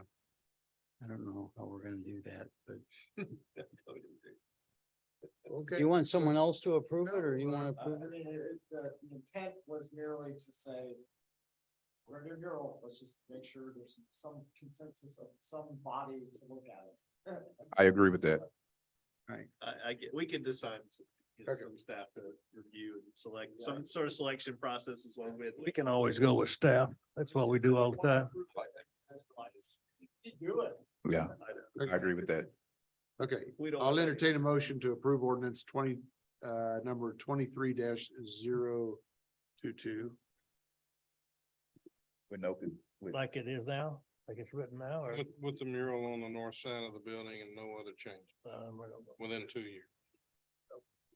If you wanted to propose amendments to the resolution, have a we can, motion. you can make a motion to approve with whatever amendments. Staff recommendation. Not PSH. And so staff is saying to take the front of the building back to the. Yep. Back to the original. Yep. That's what you want. And put the mural on But I mean, the side. it's hard to put a mural on that thing, but regardless, all I wanna do is get back to the old type rather than that sterile front. And I'll vote for that. Okay. I'm gonna vote for that. Whatever the next one is. but if I understand the gentleman, Mr. Bond correctly, that's what he can't afford to do, He can't afford to put. to take it back to this. And correct me if I'm wrong, please, Mr. Bond. That's it, no. Is that what you're asking? Is that what you're recommending? What I'm recommending is that we do not do the historic renovation. He recommend that we do not. But- It's not financially viable and it's not What now? to tear the stucco off the building. No, we're talking about putting it, the front like it was back, leaving the stucco. Well, we have to be careful because staff recommends a recessed entry and that's a structural change. I have to hire a structural engineer. I have to tear out a whole bunch of block walls. You're recommending against the change of the front. Correct. I want to just either do the mural out of the kindness of my heart and let's leave it off and let's get the variance for the landscaping and the parking only. Or if you guys want to have input on the mural, I'm okay with that. Yes, he's saying he can't afford to take it back to the front that you like. This is a mom and pop shop, the rents and stuff like that. It's not deep pockets. We can't afford. I mean, we can't afford it. We could tear it down and put a So skyscraper. what was the cost of the mural? Mural's $10,000. Okay, and it was 133 to remove the whole thing. Yes, sir. So divided by 20%, I don't know, 20 and 30 and 30%. How would you figure that out? So the front is the most costly part of the building. Because it's windows and it's the awning. It's not 1-to-1. So the side of the building is easy go, right? We just tear and blow and go. And if Bruce is correct, then it should be real easy. Bruce is wrong, then my life's gonna be miserable. I make a motion to keep it, I to approve the way it is, the way it's written. Second. Okay, so we have a motion as it's written for ordinance number 23-022 by Councilman Drake, and a second by Councilman Smith. As it's written, which is. I want to make sure we're doing it right. You're to approve a mural on the north side of the building, keep the building as is. And, Give a variance. Yes, yes. okay. That's what we're voting on. Those in favor of that. Franklin, I. No. Drake, I. I put I. Smith, I. All right, so that passes 4-1. Thank you, Mr. Bond. Thank you. Item 13, consider approval of preliminary plat creating lot 1 and lot 2, block 1 of the Hunsucker Mendez addition on approximately 10.8 acres out of the John W. Baker Survey, abstract number 35, located in Red Oak extraterrestrial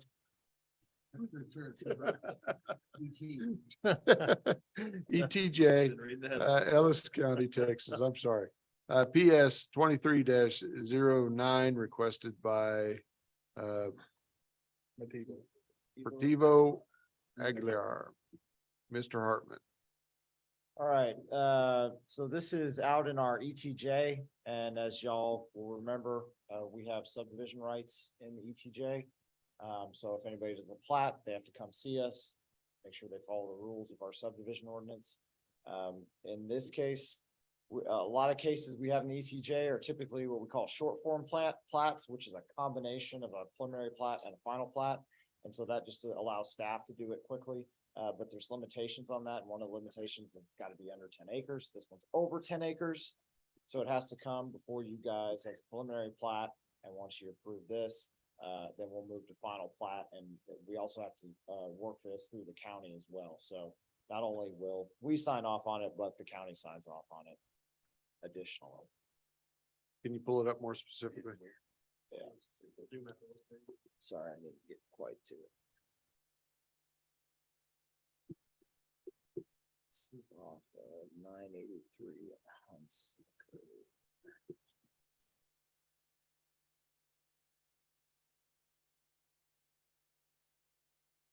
So here's Palmyra right here. Here's Hunsucker.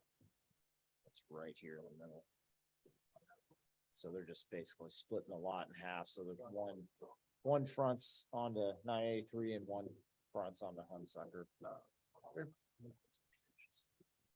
Do you know what they're trying to do? Yeah, it doesn't Future, matter. doesn't Can't matter. control it. All right, questions, council? No question. Consider approval of preliminary plat, creating lot 1 and lot 2, block 1 of the Hunsucker Mendez addition.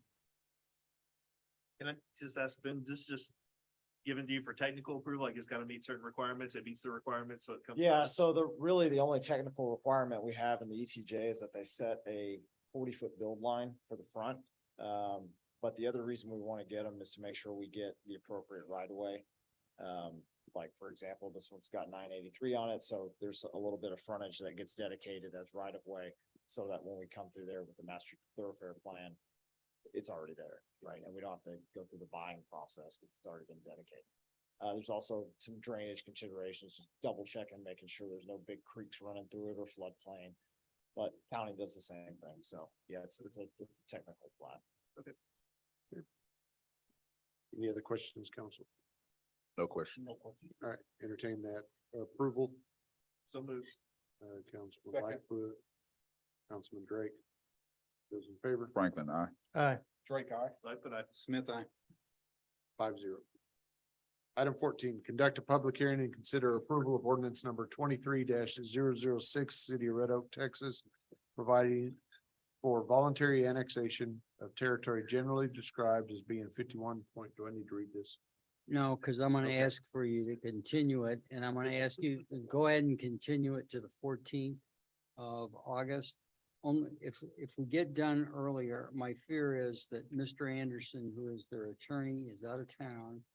He comes back and then we got 4th of July. I don't wanna have to ask again, so if we just continue it to the 14th of August, and if we don't have it done by then we'll go ahead and act on it. Thank you. And we've already done a public hearing way back when, correct? We've actually done one public hearing, but we re-advertised it again, so it'll, I just need you to consider a motion to continue this public hearing until August 14th, 2023 at our regular meeting. So move. Councilman Franklin. Councilman Lightfoot. Those in favor? Franklin, I. Aye. Drake, aye. Lightfoot, aye. Smith, aye. That passes 5-0. Item 15, appointments and reappointments, resignations for boards and commissions. Consider approval regarding the following, the Economic Development Corporation, reappointment of Tim Lightfoot, Steve Miller, Daniel Zimmerman as regular members for a 2-year term from June of 2023 to June of 2025. I highly recommend two of those individuals for this post. Your bias. All right, we're gonna do well- it separately. I entertain that motion for that one. So move. Second. Franklin. Drake. Damn. Those in favor. Franklin, I. Aye. Drake, aye. Lightfoot will abstain. Smith, aye.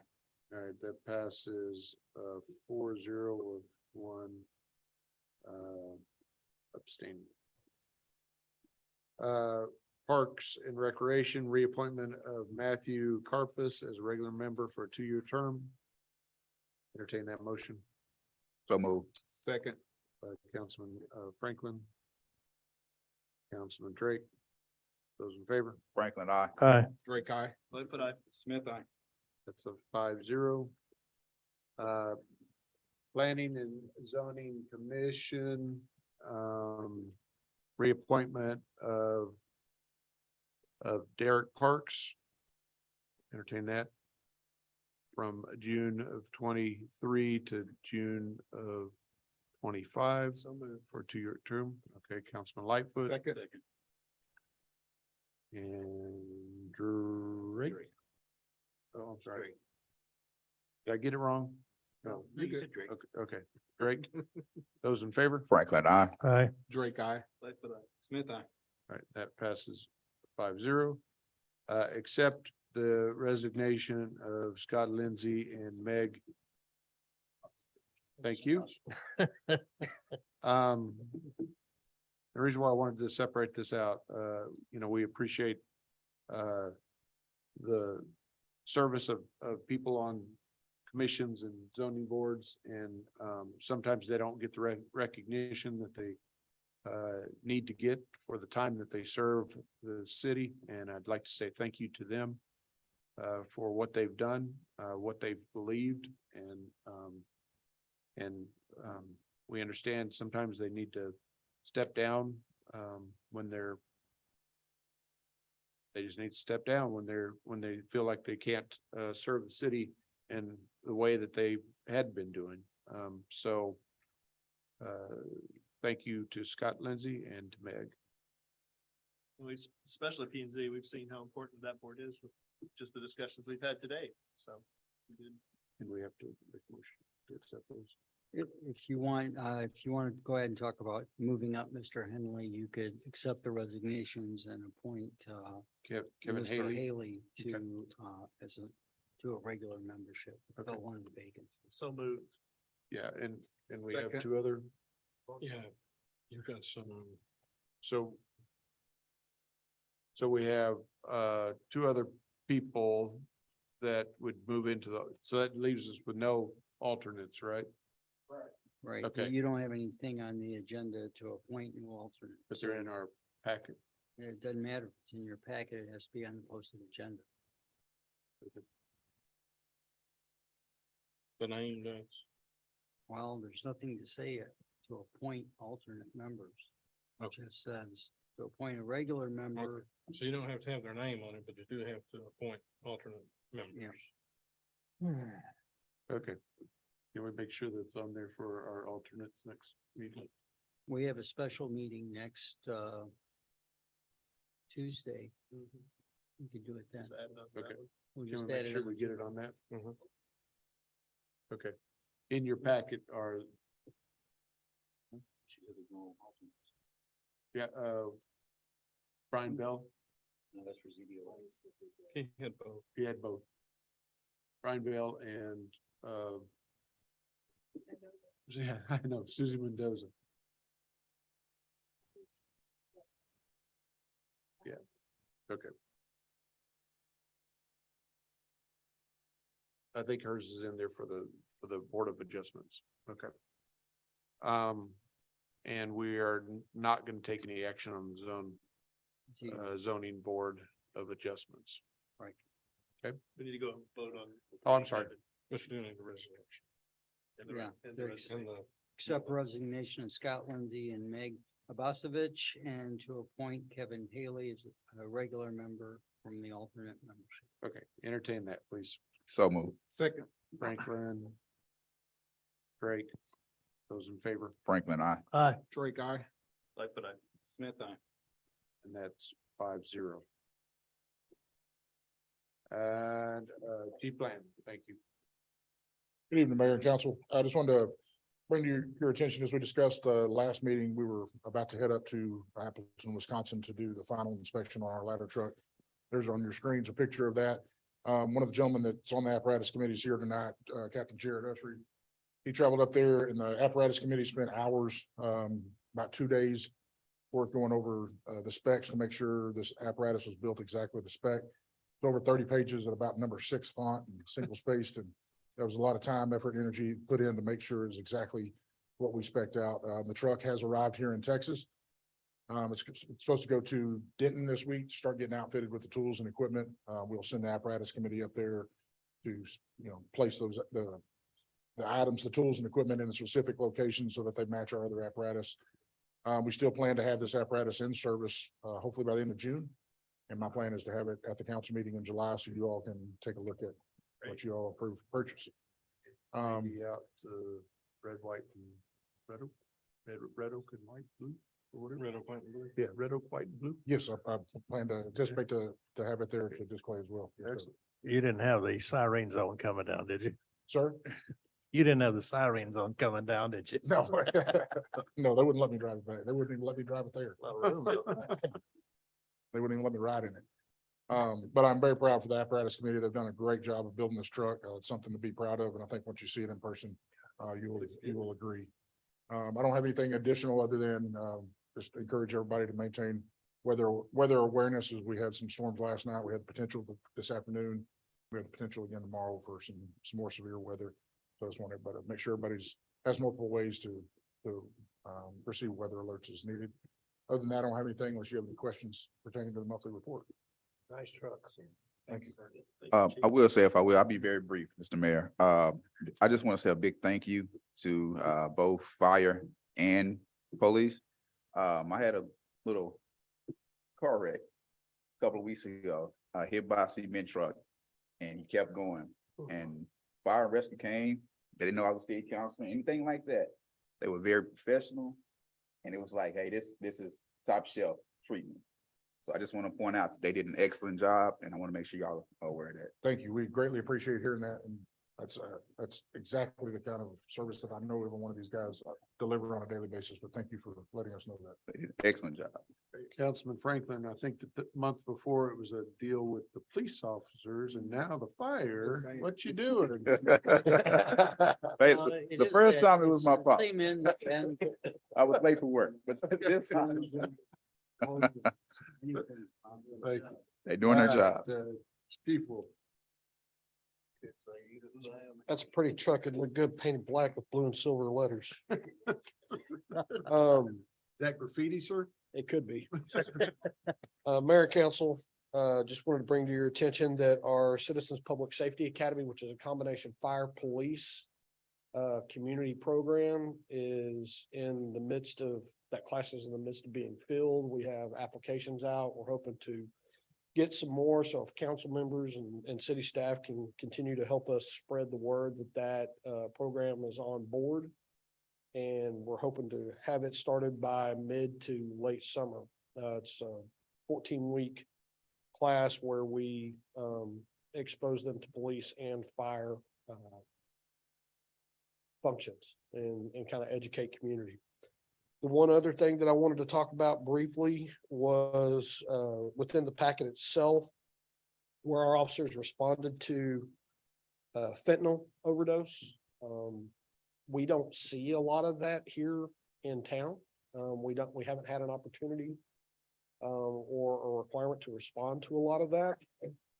And on May 13th, our night shift officers responded to an unresponsive person. Shallow breathing, unresponsive. And one of the programs that we've started here, fentanyl being a scourge that's plaguing the entire country.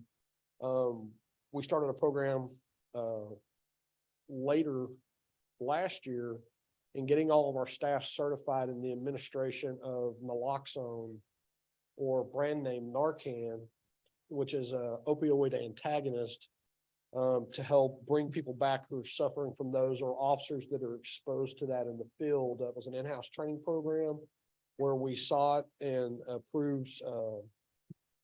had approved our training program, which was developed by the administrative staff with the support of the medical director for Ellis County, who signed off on our program. We were able to get everybody in the department trained on that and provide each officer a life-saving dose of Narcan that they carry on their person. And every officer carries one on their belt or in their pocket. We were able to administer 2 doses of that in the field. We were able to bring that person back from the opioid-induced psychosis that they were suffering from, turn them over to medical personnel, fire department, and our ambulance service. They were able to treat him, and he subsequently made a recovery. That all comes from the support of council and our dedication to making sure that our staff are prepared to deal with those problems that arise in the field.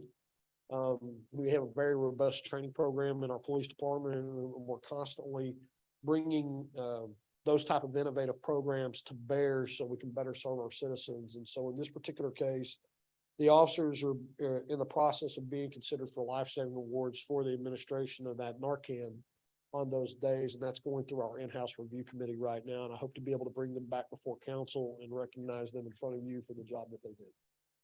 Thank you, Chief. I actually read through that in your notable calls, and I was gonna ask you some questions about it. You answered all of them. So Officer Perez at 4 a.m, 2 doses, obviously trained to notice the signs.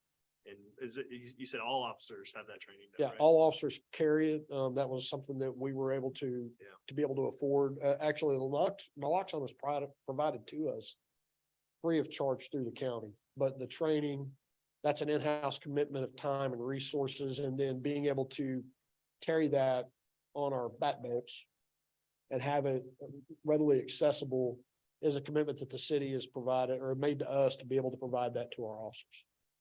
A good story on the outcome, obviously not a good situation. And I'd be, again, we don't see a lot of that here. So being able, having them trained to immediately recognize that and then administer those doses. I think that's a testament to the training and the resources that we're able to provide. And I'd be happy to answer any other questions on Is it just every officer has one? Every officer carries one. We have a clamshell case that we carry on our belt. And we carry a pair of gloves, and we carry the actual Narcan spray. It's a nasal spray that we're able to just administer through their nostrils. So every officer carries one of those, including the chief. And we replenish that as needed. And again, it doesn't cost the city anything to get those materials to be able to use them. Are there extras in the cars or anything? We have medical kits that are in each one of the cars, and each one of those has a secondary dose. So on a call like that, there's going to be multiple officers there. So we just used another officers. The main reason that we carry it on us is it's very easy to become exposed to fentanyl or carfentanil. And the mayor could probably speak to this. Carfentanil is actually a veterinarian anesthetic that's used to knock out elephants and rhinoceroses. And that's how strong and how powerful it is. And if we get even a minuscule amount of that on us or inhaled by us, it can cause officers to actually fall out in the middle of the roadway and the street and suffer from the same effects that these other people are. So we carry this for us, but in the rarest of instances, we use it on other people. No other questions? Thank you, Chief. Thank you, Chief. Mr. Beasley. Good evening, Mayor and Council. A few highlights from this month's report. As you guys now know, we have filled the digital marketing specialist position. I am very excited to have Danielle on board. She brings a wealth of experience as well as knowledge in photography and videography that we are excited to tap into. So really hoping to see our social media presence and engagement grow over the next year. Also, I wanted to remind and invite you guys out to the Red Oak, White and Blue happening Saturday, July 1st at the Oaks Church. So we are gearing up for that here in a few weeks, and I will take any questions anybody might have. Perfect. Thank you. Thank you. Mr. Hartman. Mayor, council, we got tons of projects going on. Most notably, or one of our larger projects, is the Legacy Square Apartments over there by the new movie theater. They are wrapping up. We did a final walkthrough on the property. They have a huge punch list, but they always do that. But they should be wrapped up within a month or two. And that's a big project for us. It's a high value in terms of ad valorem, for sure. And we'll definitely be supporting the new theater over there, which is going up. If you haven't been by the wall, some of the walls are up, so it's shaping up over there. Any other questions? Ben, what happened to that project at Red Oak Road and the railroad? North side. They have run into some funding issues. They finished up their water sewer and have run into some funding issues. So that's Take a nosedive. that's about the most update I've gotten from them. Thank you. Ben, a quick question, the project, the Emerson, can we get code compliance to take a look at the field right adjacent to it? It's kind of, It's a different property, so. okay, All they're required to do is a 30-foot mow strip, or not a 30-foot, I don't know what the exact foot is a mow strip, so they mow the right of way, and then the strips along neighboring properties. In case there's a fire or something, it doesn't jump to the next property. okay, those weeds are pretty high. And they'll remain high as long as they mow their strip. So they can leave the middle can be grown up because it's undeveloped property, right? But I'll double check and make sure that they're getting the strips mowed. Okay, thank you, sir. Yeah. Thank you, sir. Thank you. Ms. Anya.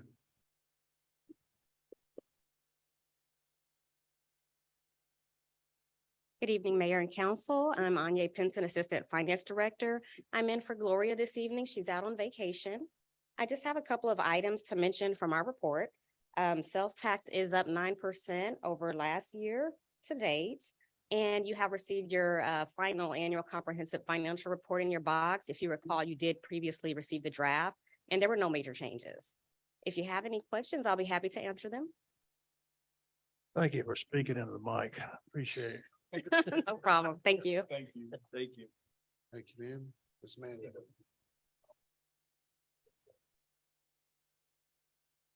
You really want to hear what he has to say? It's easier at our You height, really so. want to hear Good evening, Mayor and Council. Tonight we were introduced to 4 of our new hires, so all the departments kind of stole my report tonight, but we're glad to have them this past month. And right now we currently have 4 positions posted, so we are filling these positions quickly. So we're doing pretty well on recruitment. I would like to publicly thank our Employee Appreciation Committee. They put together a great employee spring luncheon on May 5th, Cinco de Mayo. And they put a lot of work in planning that for our employees to enjoy lunch outdoors and I would say a friendly game of kickball.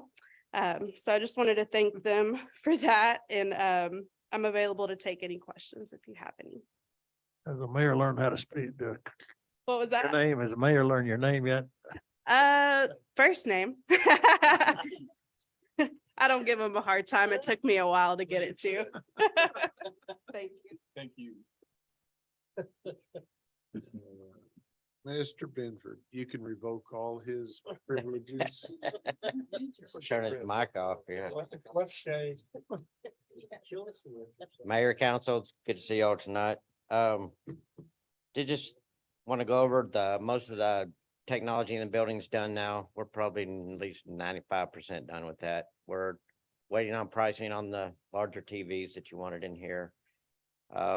We added screen sharing to several of the conference rooms so that people can gather in there and share their screens with their laptops through the Wi-Fi.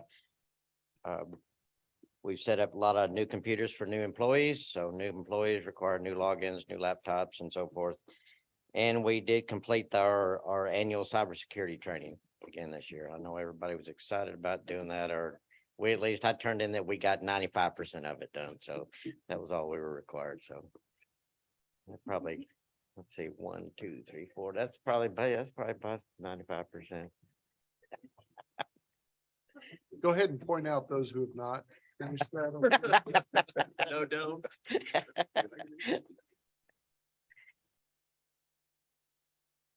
I got mine done. You did, you did. You were one of the early ones, actually, I And think. I was late. Okay, I never knew we were supposed to take it. thank you very much. You're welcome, you're welcome. Ms. Waterman, welcome. Good evening, Mayor and Council. My name is Amy Waterman. I'm the library assistant and I'm delivering the report for the library since we do not have a director right now. So May was our first full month that we were open fully at the library. We're seeing an increase in circulation, attendance. We're adding programs and just people coming to the library and staying longer because there's tables and chairs for them to sit and stay and kids to color and do puzzles. We're in the midst of our summer reading program right now. So we have crafts in the afternoon, we have evening family programs on Thursday night, and we're adding other programs for kids and adults through the summer. And any other? Any questions? No questions. Thank All you. right, thank you. Thank you. Mr. Kelly. Mayor, council, good evening again. I've got two things I'd like to add to the report. One of them is we postponed the Take a Kid Fishing event until this Saturday coming up from last Saturday. The biologist from the Athens hatchery that came in to deliver the fish discovered that we had a O2 level issue in the pond. And the best that we can surmise is that this happened when the heavy rain from the night before broke the stratified temperature layers in that pond, which created a lower oxygen level on the upper layer. And that O2 was probably most likely available in the very depths of that pond. But the fish that we would have been adding in there are fish that are going to be trying to feed and stay shallow. And it most likely would have led to their demise. So we decided that it would be best to go ahead and not put the fish in at that time. I did ask a lot of questions about how could this been prevented or what can we do? They say they see it a lot this time of year. There's not a lot you can do to prevent it. But the recovery is one of the things that's something that I'm going to propose in the future that we add some fountains to that pond. That will help with the oxygen levels and the recovery. Not necessarily like we might lose the O2 after the storm, but the recovery might be within hours rather than a few days. And that way we won't risk losing any fish or having to worry about this happening in the future. And the second thing I wanted to bring up was in my report, I did speak about a plant called hemlock. Hemlock's come up a lot in social media and a lot of the rumors flying around about hemlocks just rampant all over the place and it's gonna kill everybody. And it's a plant that's been around for years. It is in the area. Some of the areas that I've checked that I've had reports of it being, particularly out at Hargrove Park, I walked the entire trail system. I was unable to find any. I was making sure that we didn't have any. It's fairly easy to identify. I spoke about in the report about the three tails that tell you what it is, including the height, the color, and the growth pattern of the plant. So if anybody has any questions about a plant that they find, I wouldn't recommend that they touch it, mess with it. I would call an extension agent, have them come out and take a look at it, and they can positively identify that plant. That way they can come up with a method at which to destroy the plant without having it grow from there. But with that, if anybody has any questions, feel free to answer anything right now. As of now, the fishing event will be this Saturday. Right now, it'll be Saturday. They're gonna do the first O2 testing tomorrow and they'll do another test on Thursday. Fish delivery will be on Friday. We don't have any reason to believe that the oxygen levels will not have recovered by then, but we just want to make sure. So we'll definitely know whether or not on Thursday that we're gonna have, whether or not we'll have a delivery in the event.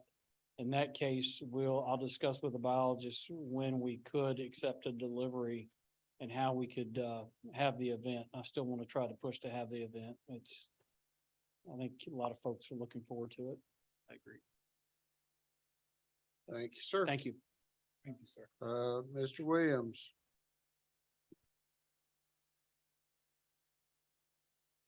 Last but not least.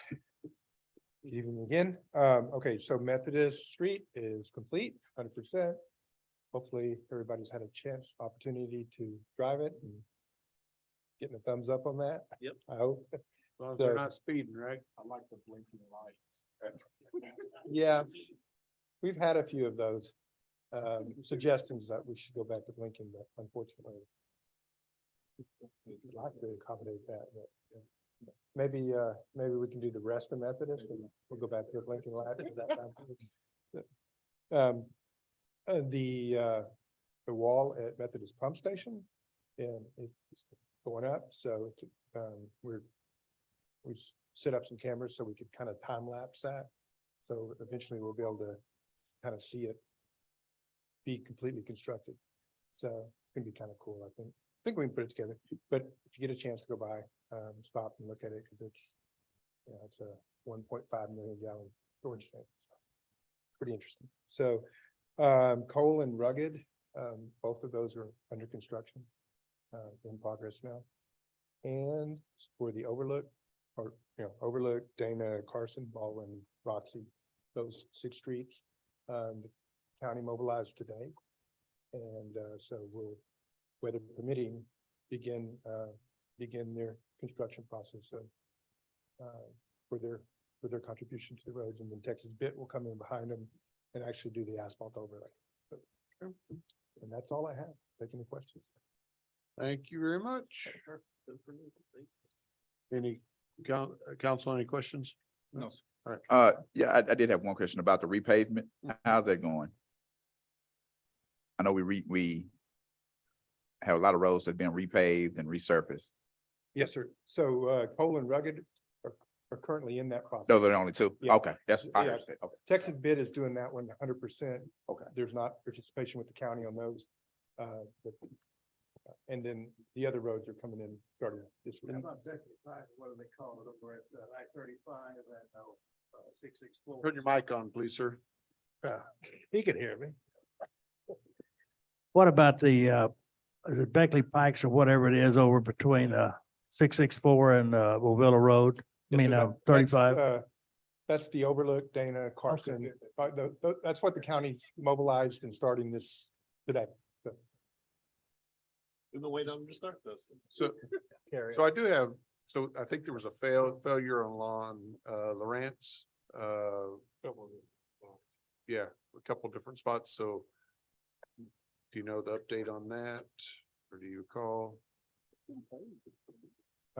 Well, I know, that's a Nothing current. broad question, wasn't so it? nothing current of any reported failure as far as Lawrence is concerned. We have kind of ongoing base issues where the base failures, so that we're as quickly as we can trying to take corrective actions on those, but So some of the macro surfacing and what you're trying to do with the macro surfacing is going in there and being able to extend the life of what's there. So some of those roads that did get that macro surfacing, the base unknowingly was bad underneath the existing asphalt or chip seal. So that's where the problem is coming in a couple of those areas where now the macro surfacing isn't holding together well, but that's because of a base failure underneath. Really doing well on Basswood. So I guess that's what I was asking. I mean, so. I do have a question. Is that something we can address in this budget, or does it have to cycle back through? well, we're in, to prevent this for the future. I mean, I'll have to take some ownership on that, on some of that, because they're literally, those were county roads. And so they didn't construct a sub base underneath that.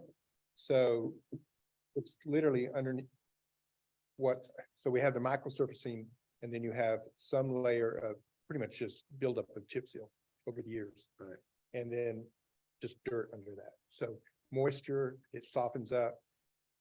Vehicles drive on it, it moves around, and you start seeing the alligator cracking, or you start seeing it heave and push out on the sides. You start seeing a rutted area. All that's from base failure. And this is in the middle. Right, so the only way that can be corrected is to permanently reconstruct the street.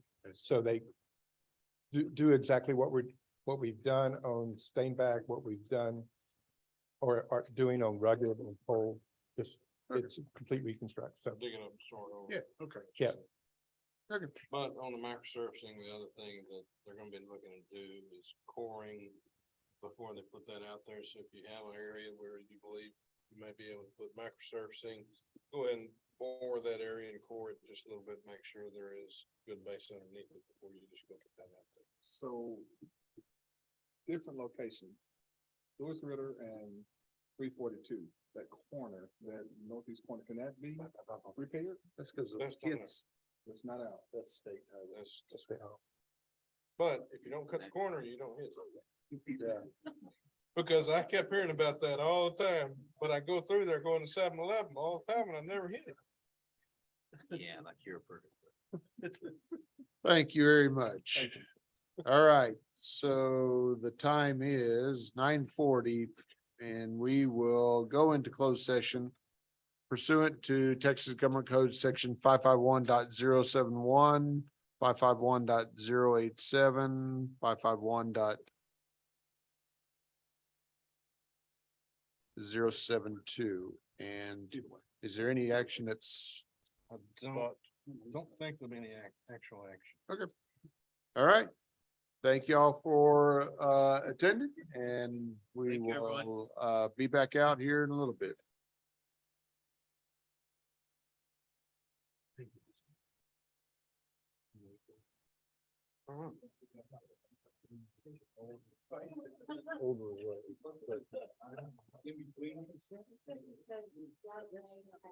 But it looks like it.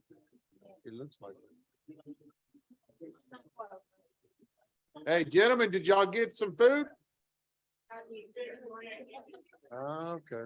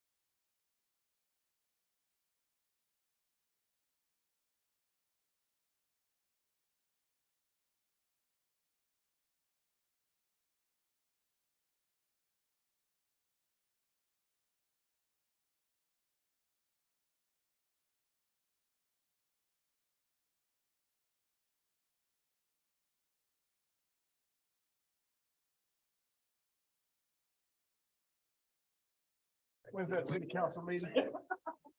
Next one? 20th, Think of the second. 20th? next Tuesday. Thank you. Two. Good. All right, the time is 10:28, and we will go back into open session. Is there any action that needs to be taken? No, sir. All right, at 10:29, I'll entertain a motion to adjourn. Don't move. Second. Goodwin and Drake, those in favor? Blake, Smith, aye. 5-0, let's go home. Hello.